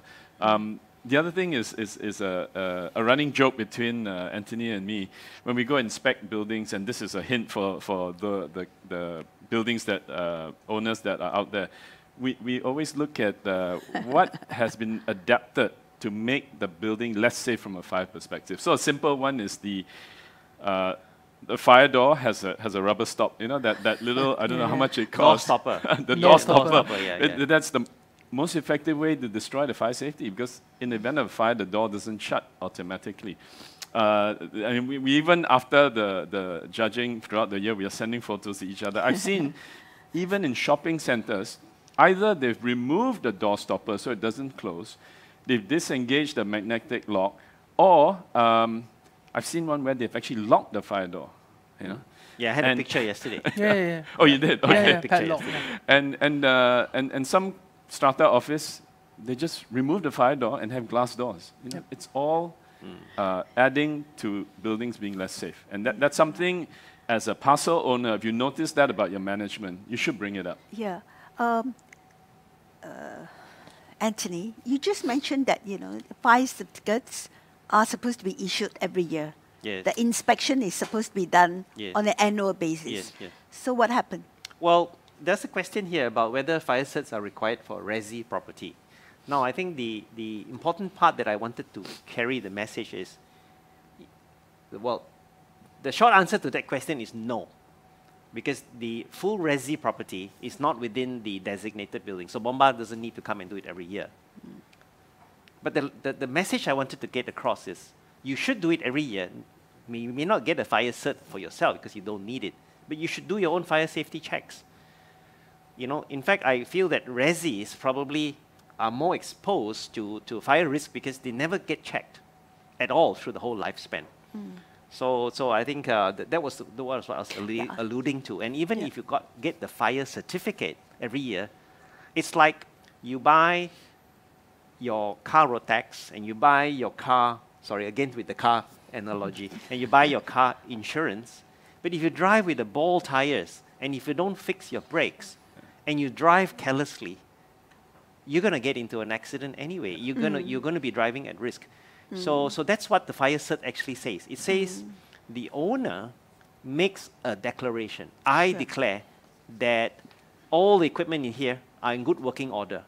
So Bomba then gives you a fire cert on that premise. If I could just add to this issue we were discussing about the fire doors, for example, it's not, and for those who are not so familiar, it's not to stop the space from, the whole building from burning down. It is actually, it's just meant to contain the fire in one particular area, whether in one corridor, so it doesn't spread, and gives an hour or two or 4, depending on the rating of the door, so that the bomba can get to the building and put the fire out there, rather than have to deal with the whole building. Including smoke, yeah. Yeah. So as homeowners, you might think, oh, yeah, it's just convenient to prop the doors open with a doorstop, but it exposes the whole building. And that's one great way to destroy value if in the event of a fire. Yeah. Yep. I'm sorry. I just also want to jump in on this issue. Is that although we say that residential is not actually designated as those buildings that require those fire cert and whatnot, right? My concern is very simple. I mean, let's talk about you being a resident or in a residential condo right now. You stay in the strata development and whatnot. How many of us really know where is the emergency exit? Really? And do we know really, even if we know where it is, right? Do you know at the end of it, where are we going out? For example, where are we exiting and all that? And what about the not so mobile people under your care, for example, right? Would they know? Is it convenient to them? Right? Those are a lot of issues. To me, it's like, especially today when you have integrated mixed-use development, right? That actually, although you have a residential building on top of a mall, next to it is an office and whatnot, right? The rest of them do require those fire cert. Sure. What about that building alone? So to me, the risk is the same because you're sitting on the same design kind of plan. So again, these are the things that probably need to be realigned, looking at the requirement again, just like yesterday when I raised up the issue about the blurring of what other property usage. What exactly is that? So again, having this mix, when you put it together, then the requirements should match the higher and not match the lowest. Yeah, so what I'm, sorry. Sorry, Chris raised this point about proximity. Okay. With the mixed strata, Sure. you got one resi block sitting on everything else that's not resi. And now we got even the blurred properties, which is called Soho. You live and work in the same building. So, so the lines are so blurred today as far as these requirements because of the creativity and the new products that are coming out. So I would say, look, the laws cannot catch up. Yep. But you as an owner, you need to know that if you're blurring the lines, you're kind of like walking a fairly, you're on razor's edge. You're neither here, neither there. So I always say, throw caution to the wind. Sure. What's wrong in just doing safety checks? Yeah, what I'm hearing is, okay, if you talk about integrated commercial development, yeah, definitely, it's obvious you need to be aligned to the safety measures that are being taken, right, by your neighbors, the mall, the high-rise, the Yes, office. yes. But, the point that you made, Anthony, about residential block, a standalone block. So what we are saying here is, hey, although by law you are not required to do an annual safety check, do it. Yes. Right? Because it's good practices and, at the end of the day, it's supposed to protect you, right? And the point that NK you made, right? Having, the escape routes, stuck to the back of the door. This will be even more apparent because they are Airbnb, short-term stays within residential units, right? So this is important. Definitely something for residential property owners and residents to take note, MCs and even the property managers. Also, they need to conduct regular, dry runs, right? I mean, Yes. yeah. Just what get is gonna Bomba. happen. Just get Bomba to come in. Yeah. They're Is that happy very to come in. costly? Is that very costly? Is cost and No, you get the Abang Bombas to come in, and they're literally happy to come and do their awareness talks. They will show you how to use the extinguishers, and it rather than just all the time thinking about the Chinese New Year makan and all that, right? You could do this kind of engagements. Many of our winners have actually used that as one of their yearly, events. engagement? Yes. Yes. Engagement. Actually, that's just like the fire, the safety check before you fly. They always give you the same message. But I've seen it in some condos where, and in mine as well, they get the bomba, they come in, they write to all the residents, and only a handful show up. Okay. But I don't think it's because they came last year and they don't know and they don't come. So again, it's a need to be aware of the need to know about safety. Back to what Chris said, right? Don't be a passive investor. No, if I change it to another angle, remember I said that also you have to give an orientation program about how to use and whatnot. So But similarly, people come, people go. correct. So when you take the key for the Yeah. unit, for example, that will be the time that I also show you, other than showing where the unit, where the lift is, I tell you, this is the fire escape, by the way, this is where I put the fire extinguisher, things like that. I think it is important. I think what I want to bring out is very simple. Don't be just an owner. An owner is not a real owner until you take ownership. When you take ownership means that you care. You understand? You ambil berat of whatever that's around you. And then therefore, by that, you are taking care of the community and therefore your own family or whoever is residing there. I'm also hearing that, these are among the many things that a professional property manager should take note of. Of course. Yeah, ultimately, right? Yes. Yeah, okay. Just one more thing on this safety issue, EVs. I mean, there are more and more EV stations coming up in condos. Back to cars, yes. Yeah. I'm just, maybe, Anthony, share with us, are there any safety issues that we should be taking note of? Well, every time EV car catches fire, the whole world hears it. So it seems to get all the kind of publicity. But we still drive around with a full tank of petrol, and we kind of got used to that. Now we're driving around with a bank of batteries, and they say the batteries catch fire and all. I mean, some cars do. The statistics that I've got from and I'm no expert, I'm only reading what the statistics are between the number of EV cars that catch fire versus the number of EV cars on the road and all that.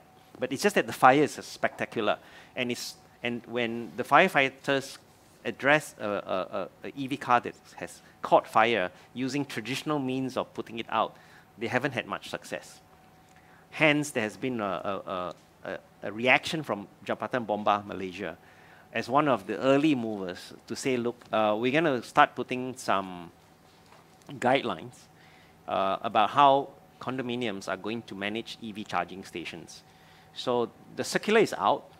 I didn't want to dive too much into it, but basically, in short, Bomba will not allow you to do a fast charging station within your high-rise parking area. They're going to want you to put it outside. And if you want to put it inside, you're going to have to conceal it like as if it's going to be a compartment by itself. So owners that have your own accessory parcel and you got your nice new EV car there and you want to bring a fast charger there, you're not going to be allowed to do that. Whether you're allowed to do a slow charger, I think that one still needs some clarity. That means, you're going to bring your slow charger, meaning, the one that just plugs into a wall socket rather than, the big ones. I think in short, we're still feeling our way about this. There's a lot of wait and see about how things are going to be, or whether the battery technology are going to evolve, or whether Bomba is still going to finally impose it as part of the approved building plans. Yeah, I think it's still early days. But the question here then for the audience is, when they come to buy property in the secondary market, what if it doesn't have the EV facilities and all that from a investment protection point of view?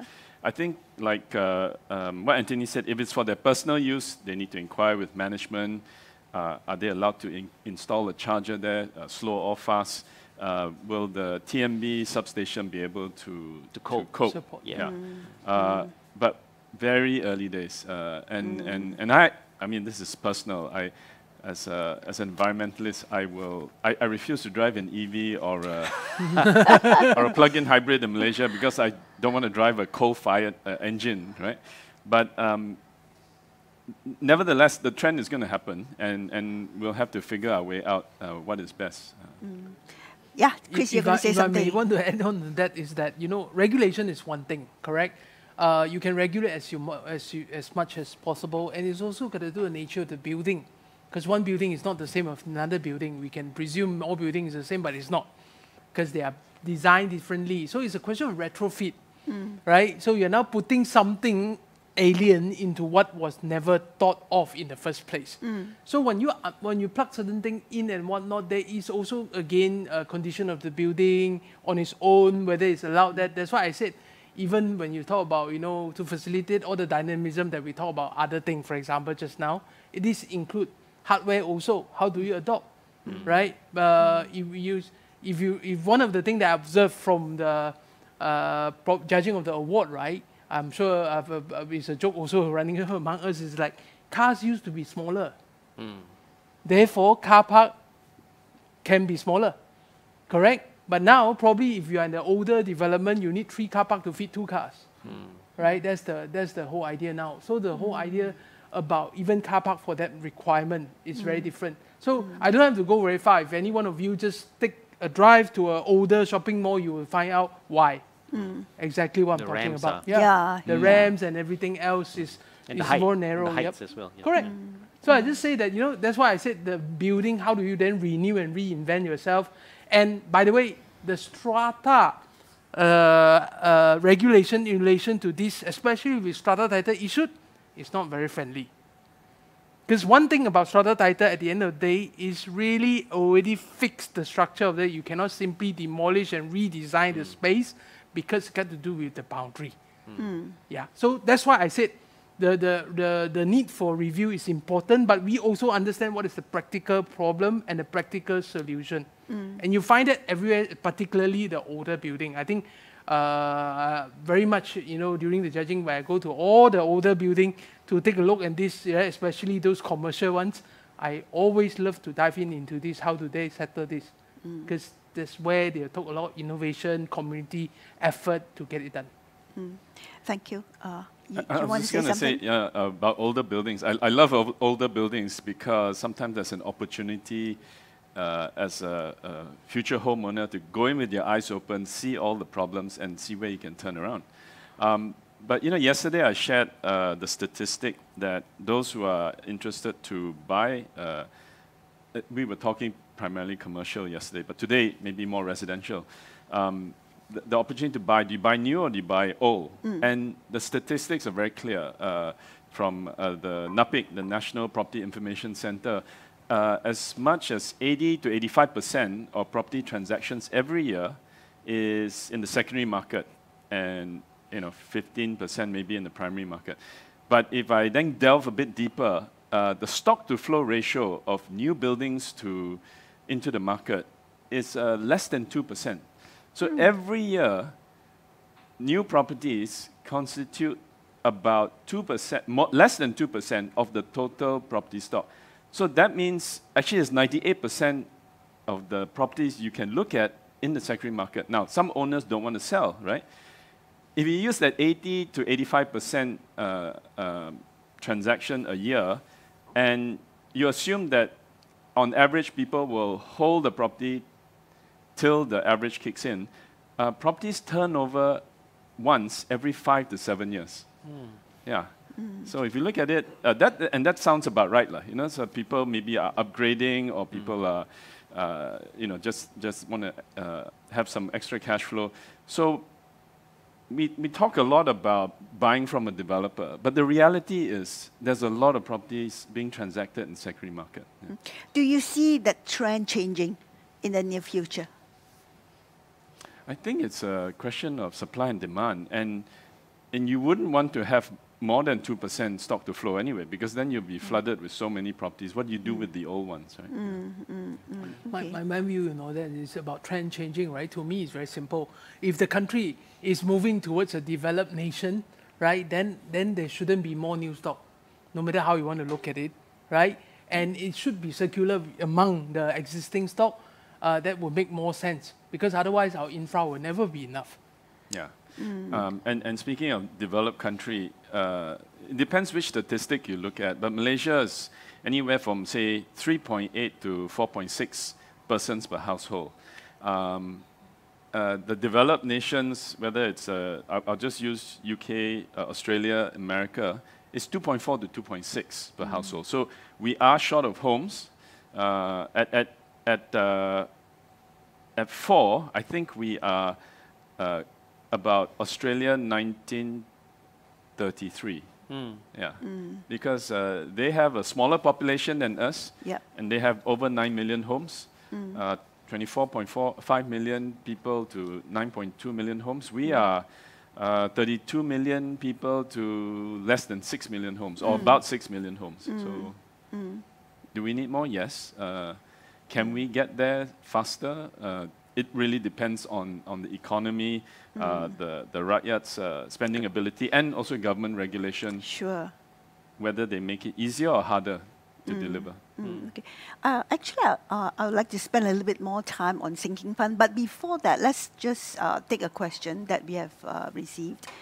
Well, the question is, how many COBs are there in the Klang Valley? And, you know, is the number enough? Okay, first of all, what is Klang Valley?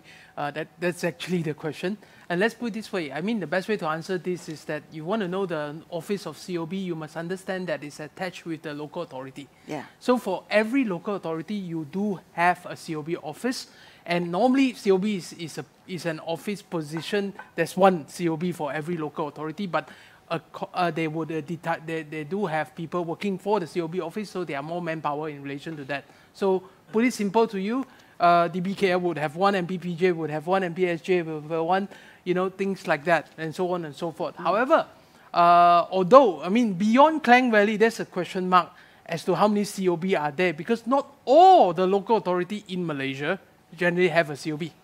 Simply because that there might not be any strata development in that locality or in that authority, or not many, correct? And most of the time, the COB is the head of the survey department of the local authority, because they get to do with valuation, they get to do with the thing that's important. That's why it's very in line with what we said, how to destroy a property value, right? You get a valuer to become the COB, because then the whole idea is also about value creation and value preservation.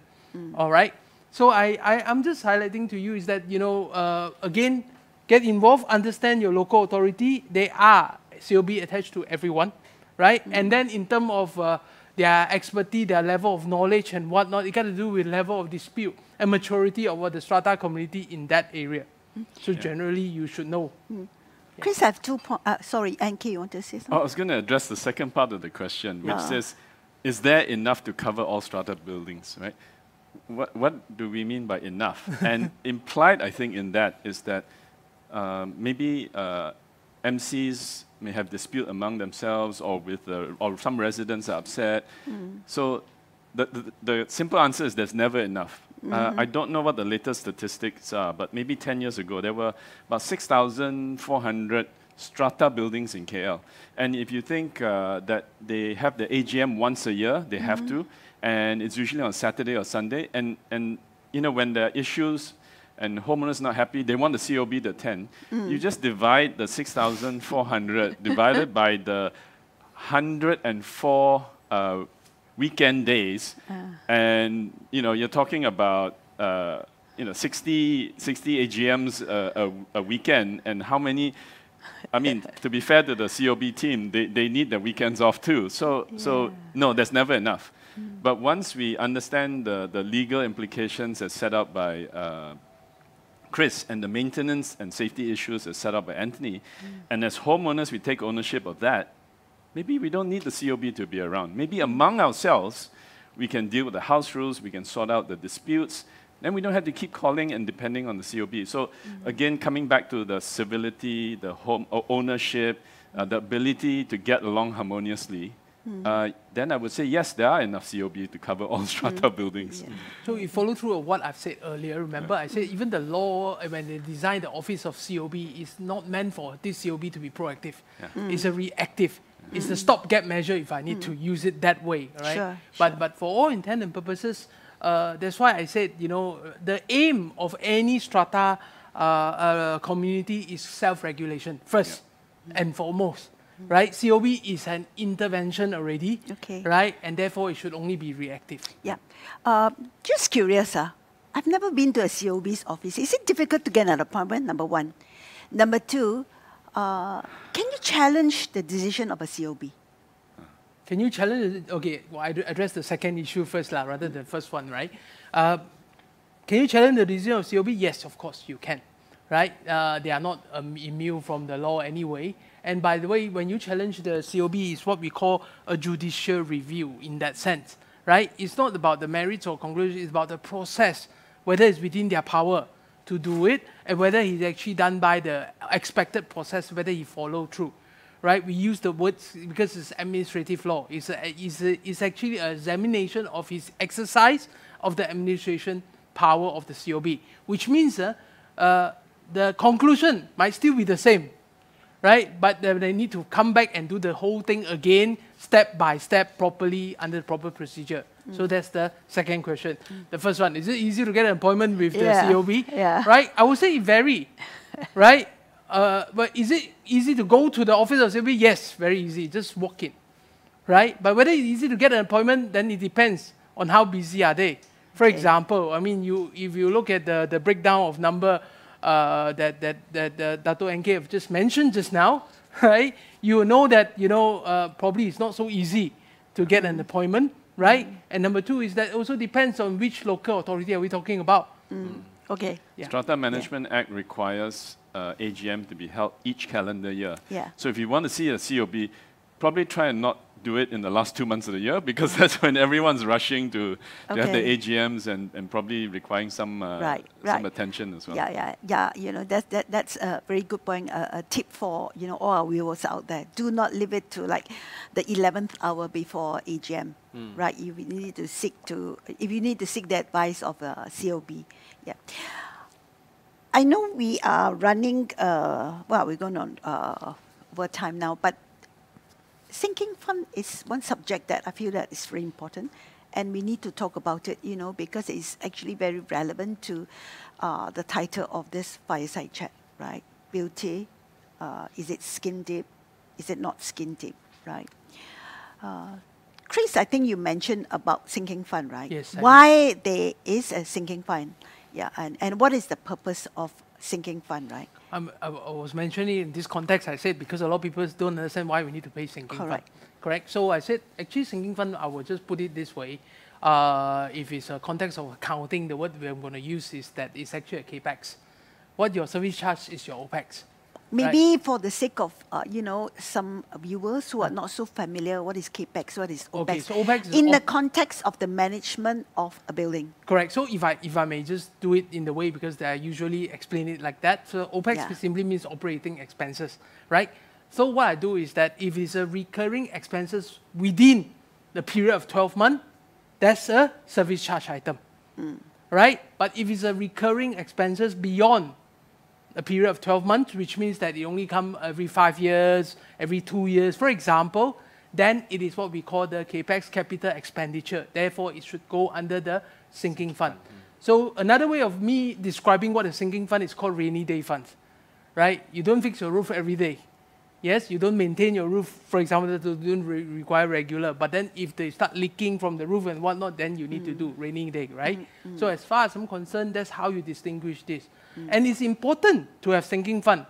You know why? Because it's just beyond your OPEX only. You better, and the sinking fund arrangement ideally is quite good for the owner. You know why? Because if it's ideally that asks you to purposely pay first, right? And then you don't need to suddenly incur a lot of money later if you really need to fix big money item, for example, like the lift, right? After 10, 20 years, you want to replace the entire lift. If suddenly I need to call EGM and start to collect from everyone without your sinking fund contribution over the year, it will be a very hefty sum, right? And it will be very burden to everyone in that matter. So therefore, the whole idea of sinking fund is also ideal or systematically designed to tune you to say that actually beyond your everyday service that you expected in the strata development, there's actually more to it. What I'm hearing is, planning ahead for rainy day. We're talking about financial sustainability and preventive measures, right? We'll come back to that. Maybe just a little bit more about sinking fund. Some people walk away thinking that the more I have in the sinking fund, the better it is. Is that the case? I think for residential properties, which is our focus today, some people think that. But let me step out into the commercial one and then come back to residential. If you are, for example, a mall owner and a successful one, there is a requirement for each shopkeeper to refurbish the shop front and also the inside every 3 years. Every 3 years, you have to change. Even if it's so popular, so people like the design, no, I want you to change because it's one way to stay fresh and current. Hotel owners, they own the property, they may have a contract with one of the branded names. These international brands require will do a profit share and they'll take, say, 8% of revenue. But there's also a 2% kind of like sinking fund requirement of the revenue. Now, 2% doesn't sound like a lot because here's 10% of service charge. But this is of revenue. And they will take that money and spend it on the building every few years. So come to residential, how do we protect our value? We have to spend that sinking fund. So I think you're right when they say more is better. More is better up to a point. When you rainy day, if a lift suddenly breaks down or you set aside some to repaint the building, then I think once you've reached that minimum, every bit that is surplus every year, the MC should find opportunities to spend it, whether or not they think they need it, because then it keeps current. Just like yesterday I was saying the service charge, you shouldn't wait a few years to go and hike it. You should hike every year according to CPI or the inflation or higher so that you continue to upgrade the services. Likewise, I think the service charge, anything above a minimum surplus for rainy day, we should just find opportunities to spend it every year. Because that way, we're upgrading it progressively rather than every 5 or 10 years all at once. Because then we are falling behind for 5 or 10 years until the upgrade. Anthony, you wanted to say something? Yeah, I put up a slide just now about things that you must do, things that you plan to do, and things that nice to do. Yeah. So I think the sinking fund has a role there. Because you don't want just to spend all the money on items that you don't see. Of course they're important for safety and security and all that. Your equipment and all that. Of course those are given, but it's also important for you to plan to upgrade your building progressively. So I think therein lies the wisdom of the few people who are really committed in the property, in the strata community, and they are the ones who really can bring all the people together and say, hey, I think how about we spend a bit of money and upgrade the guardhouse, or let's just upgrade the landscaping. The lift lobbies are starting to look a little jaded. How about we start to spruce it up a little bit? but don't overdo it. You know, it's something that they keep doing all the time, rather than say, oh, we'll keep all the money for a rainy day. Yeah. So I concur that you know, we need to be able to apportion and know that the 3 segments that I put forward there, although most of it will be from OPEX, but if you look at it from the CAPEX point of view, that CAPEX point of view also has its own 3 categories. Sure. Repainting is one. You know, do you wait for 10 years to repaint, or do you wait for 20 years to repaint? Or don't repaint. Well, yeah, Keep the money. That's right, yeah, yeah. So they say, oh, repainting only. But, you know, so far, all the properties that we've gone in and helped them to do the repainting, and those that say, look, we do it once every 10 years, you find that repainting, everybody rallies around it because it will, everybody enjoys and benefits from it. Definitely, we would have seen the accounts of the projects that have been submitted to this award. And definitely, this is one of the red flag. If you see there's a lot of money in the sinking fund, you know, and the building is looking a little bit jaded, yeah. So it's a no-no because it doesn't augur well for value creation, right? And in that context, by extension, we are actually talking about financial sustainability, the need to plan. I'm dwelling now into the criteria of the wards, right? There's a need to plan ahead, right? It's not just like, okay, next year we just do Chinese New Year, Deepawali, you know, makan, you know, Lantern Festival. You know, there's a need to plan ahead, right? Sure. Yeah, in what is it that we need to do. That's why we have this criteria in the wards, right? Maybe let's just very quickly, we're running out of time, look at other criteria in the ward, you know, so that we can help our viewers.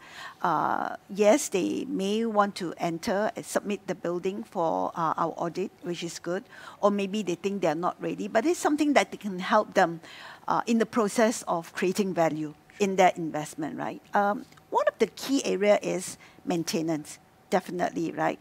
We talk about maintenance, not just skin deep painting, but we talk about the M&Es, the organs of the building, right? Indoor air quality. Very quickly, Anthony, you want to talk about indoor air quality. What are some of the things that we have seen, you know, in the buildings that we inspected? Yeah. I think COVID really put a focus on this. Because COVID, everybody knew, look, the best way is to open the windows. What if there are no windows? All buildings. Correct, yeah. Or, you know, even if they had windows, but you can't open them. I mean, many office buildings, you cannot open the windows, right? Yeah. And hotel rooms, you can't open the windows. I think the first and simplest thing on IAQ that we've seen from the judging is lack of fresh air. That means the systems, the air conditioning systems that they have, even in the rooms that they are in the gym, working, the gym, in the offices, have got no fresh air, and the misconception that a split aircon, I got air conditioning in there, it feels cool and nice, but there's no fresh air. So COVID really, you know, brought all this up to the surface. But I suspect that most people just left the windows open. But now COVID's gone and the windows closed back again. Yeah. So it's the same old again, and all those fancy filters that they bought are now sitting in the storeroom, you know, gathering dust. I don't know whether they came back out again this last few months. You know. I suspect that's the case. That's why we're having this online. Yeah. Yeah. Because I just want to say that even you have window in relation to that, right? It's also got to do with the design of the building, which is very important when you look at it. Because at the end of the day, where does your window open into? Right? Yeah. There are older buildings designed, for example, air wells and all these things, whereby everyone opens the same window to the same place, and it's actually hard to maintain, right? End up, it's not really helping in that sense. Yeah. If I could, because we're running out of time, also bring in that question that's kind of related, you know, how to determine whether a property manager is good before the appointment. A pitch for the BMSPA, the EDGE Best Managed and Sustainable Property Awards, look at the winners, and those are the property managers. But beyond that, I think it's like a tender, and often, like the building, you just look at pretty brochures, but get to know them better. I would say, you know, get a list of their work that they've done, and they might give you some very fancy projects, but how long have they been doing it? You know, okay, you can't judge if they've just been doing it for a year because they are new, but if they've been doing it for many years, they're obviously doing something right for projects that you see are well maintained. And then for those that they used to manage, you could also call the MC up and say, was there any issue before? Maybe walk them around. So you might shortlist 5 property managers and walk them around and then ask them in their final presentation to see what can be done. Because then you're going to select one, but you've got ideas from all 5. Yeah, Cheapest may not be the best. yeah, for sure. Right, yes. And would you agree, NK, that ultimately, yes, a professional, a trained and experienced property manager is important, but it's also the contribution, right, of the respective, the MCs, the participation of the residents. That's also important, right? Oh, yes. So even if you have a really good property manager, but you know, if the residents are not doing their part, and it's going to be difficult. Yeah, just like my sharing just now, I said that even the process of buying and selling is a two-way process. You cannot just rely on it, because I think the problem with the owners or property owners, generally, I'm not saying everyone, but generally the owner is like, you know, you always play like you are the guest, right? And the other one is the host. So what happens is they always play away, you always blame it to say that we were promised this and that's it. But now that you are the owner, you are a different role now, you must think. It's always two sides of the process, because like I said, even with good property manager, input is very important. If there's no input, there's no output.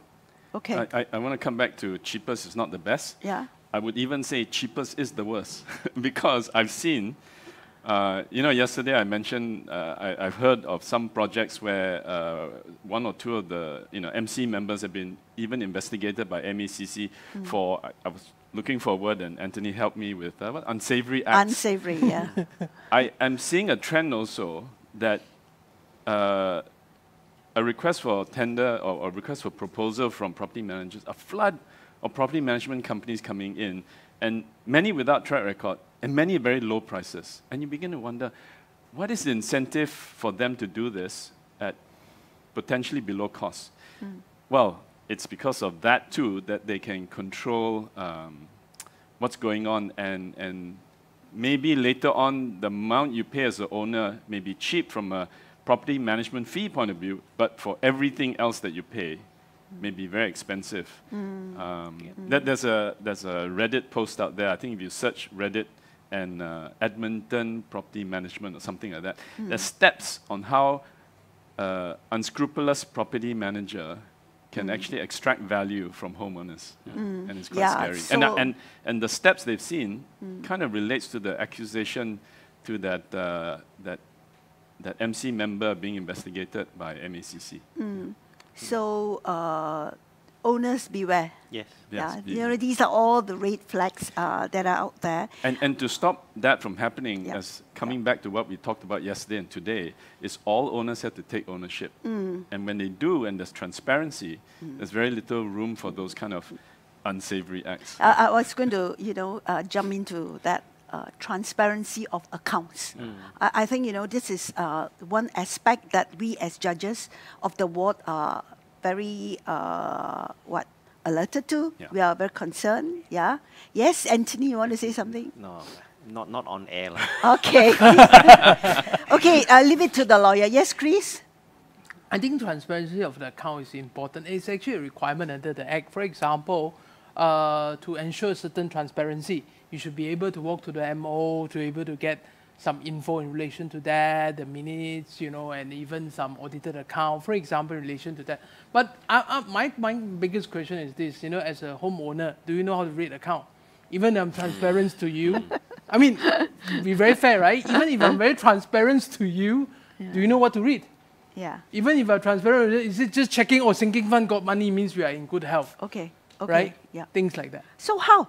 How? So I'm just saying that you have to educate. For example, remember there is an agenda in the AGM. It's called the presentation of the auditor's report.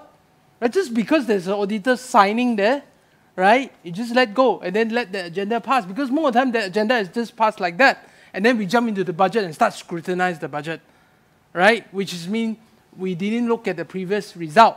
For example, that one there, we just want to know whether there's any excess, are we still healthy? That's all you want to know, right? My question is, let the auditor earn their money.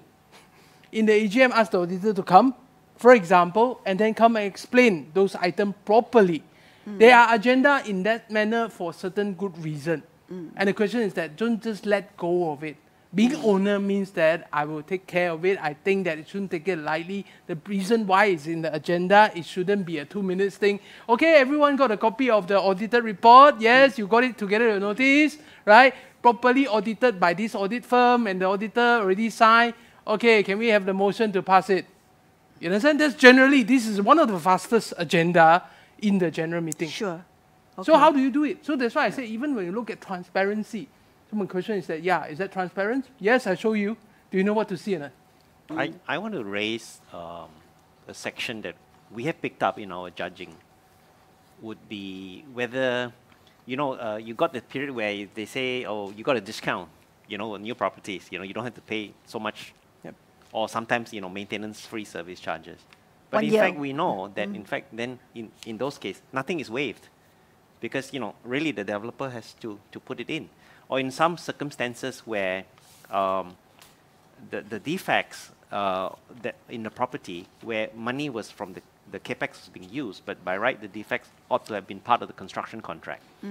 Or even the staffing, you know, part of the staffing has gone into an area where they were not actually doing the work of the property, but they were doing, you know, other kinds of, they've been assigned to do other things. So I think that kind of level of transparency is very important when you really need to split the books. And it's not easy, you know, it's not easy to be able to, you know, to decide, to pick this up just from the numbers. Yeah. Would the appointment of a professional and neutral property manager help in this instance?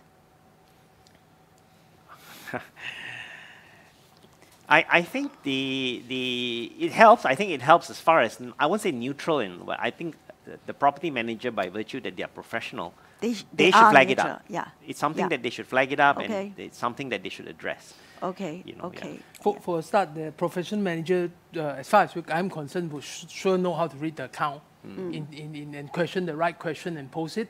And I think just to add on that part, I think it's very importantly when you talk about transparency of account, right? In fact, your building management account that you open for the strata development, for example, it must be also include.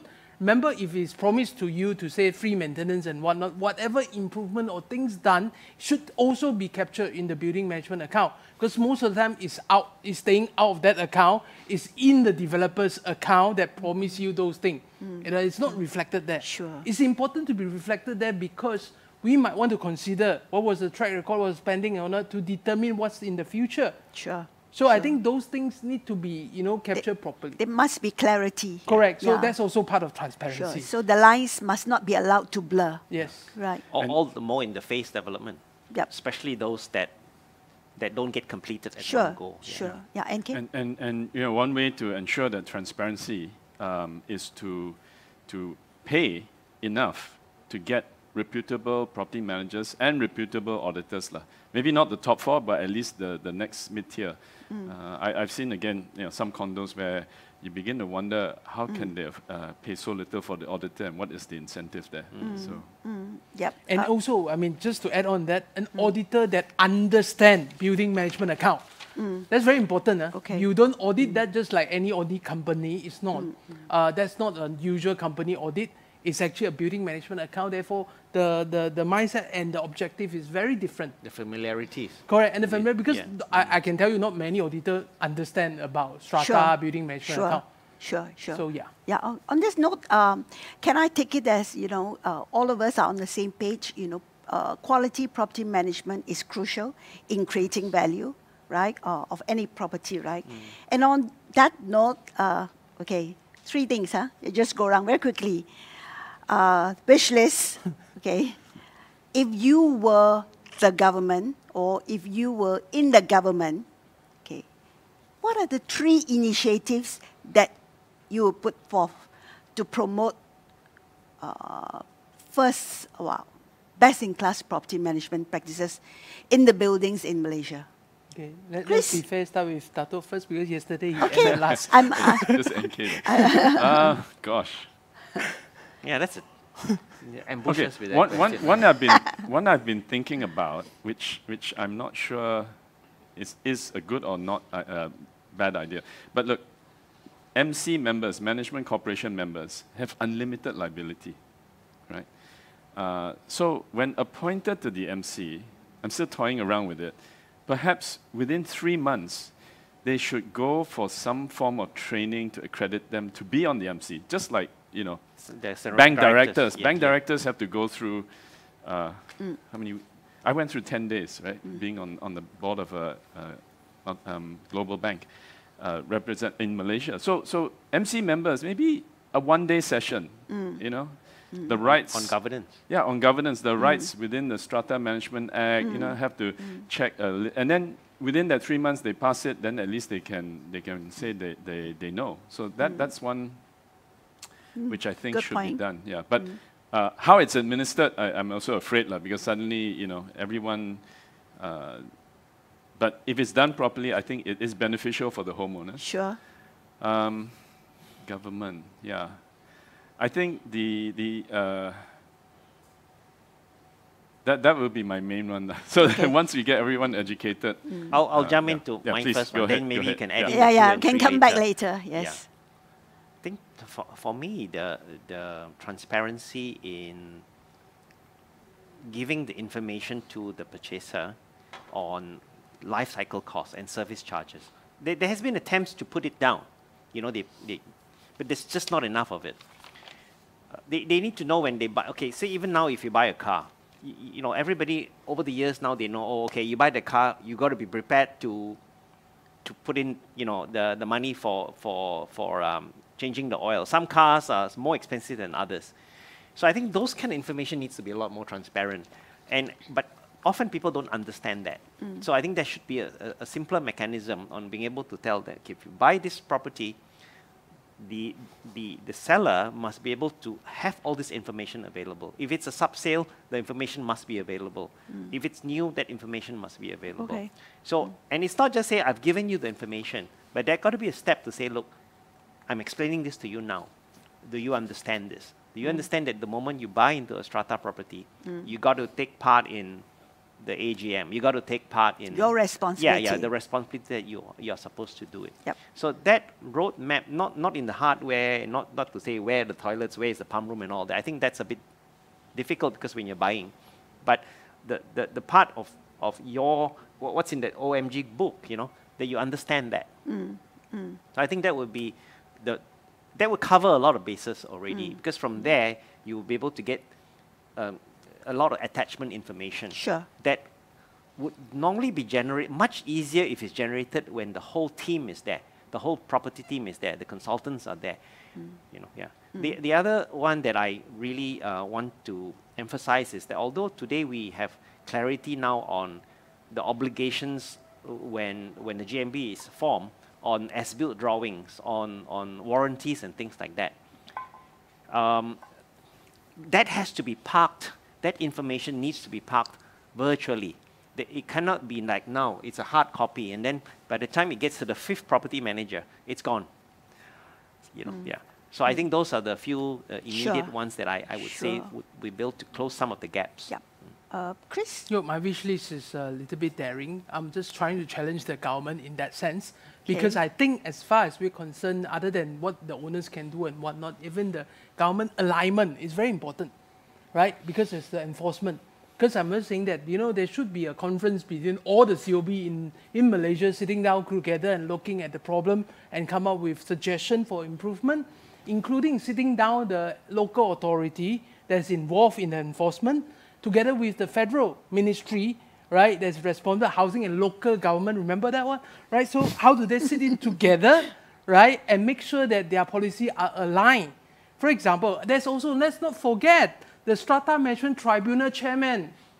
How well are they familiar themselves? Are they really adequately equipped to deal with this kind of issue? Does the COB have the same level of understanding between the tribunal and whatnot in Malaysia? Because I think the alignment is not there at the moment.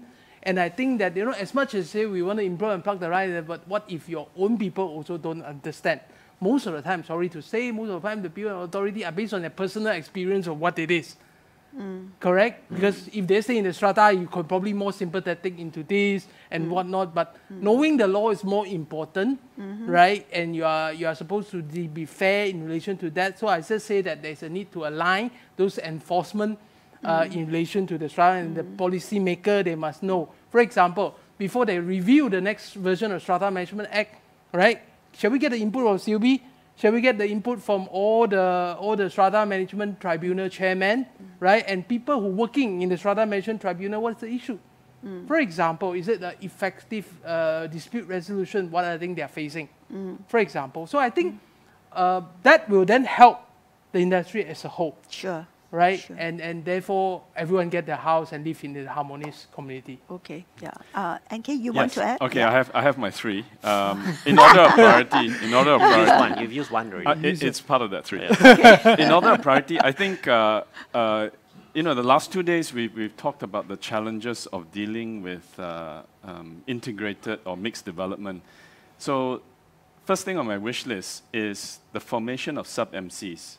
Sub-management corporations, which is now allowed for after the handover of keys, provided you get, I think, 2/3 of all titles to vote on it. Total share unit, yeah. My wish list is to allow for the formation of sub-MCs before the sale of the properties. So people come in, when they buy, they recognize that there will be sub-MCs and they will belong to this sub-MC. So that way, they go in with their eyes open. Right now, it's very difficult to get that 2/3 majority. It's 2/3 or 75%? 2/3. 2/3, yeah. It's very difficult to get 2/3 because there's a lot of inertia. Everyone wants a sub-MC, but they don't show up to put their title to vote. So if they're allowed to do this before, begin with the end in mind, you solve a lot of problems later on. Sure. Yeah, I don't know why we don't do that. Okay. Second is what I said, educating the MC, requiring them to attend at least 1 day to understand their duties, their rights, and their liabilities and obligation as MC member. And then the third, I brought up about my concern about the potential for corruption. There's a lot of alleged corruption out there, especially when you come to sinking funds. If you add the danger about talking about this, now other people get ideas. But if you add all the money in the country in sinking funds, we're talking billions. So when reports like the one I heard made to the MACC may involve 2,000 a month to the cleaners, for example, they might say, it's too small to deal with. But if we don't stem it there, it's going to spread like a virus, like a disease. So the government put 2 or 3 people in jail just to make examples. Then as MC or as property managers, they'll be more careful and transparent in what they do. Okay. Any last words? Anything else? Just to add on, if we talk about the sub-MC and LCP to form before the development, I think that's part of the review, as part of the input that we insert. I don't know where it's gone now. But the next question that we want to say is that I also want to address another thing in relation to the legal changes, is the phase development issue. Because the whole idea is that it must be sufficiently regulate phase development and how it works in terms of strata context. That's important. Okay. Last one. We need reforms for the Strata Management Act, and I think it's long overdue. Yes. I'll make another pitch for the EDGE Best Managed Property Sustainable Property Award. Yes, I love that. The amount of work that we do in the judging panel, going into all the granular details on how well it does. I mean, I think it's a great service for the country because we are raising the bar and getting property managers to be more transparent. And for property managers, you're getting a free audit because we are actually going through everything, and we will tell you what's missing and what's lacking and how you can do better next year, even if you do win an award this year. And on top of that, it's free to enter. That's my marketing page. On that note, thank you very much, gentlemen. Really appreciate your time, your input. And to our viewers, thank you for staying with us. We really hope that, you have managed to pick up some points on how to improve your building, in the sense that it will give you value creation. And what are the things that you should do? What are the flags, the red flags that you should pick up? What are things that you should not do? And on that note, thank you again, and have a nice weekend. Ladies and gentlemen, with that, we've come to the end of the highly informative and productive morning of the Edge Malaysia Property Management Virtual Talk. We express our very sincere appreciation to our esteemed panel of speakers, Datuk Tong, Chris and Anthony, of course, Miss Au. The special pull-out of the Edge Malaysia Property Management Virtual Talk 2024 will be published in the February 5th issue of the Edge Malaysia. Please keep an eye out for that. On behalf of The Edge, thank you very much for spending your time virtually with us this morning. And as mentioned, submissions for the awards are open. You can find the forms and everything at bmspa.theedgemalaysia.com, bmspa.theedgemalaysia.com. Have a great weekend, everyone. Stay safe. Thank you for joining us.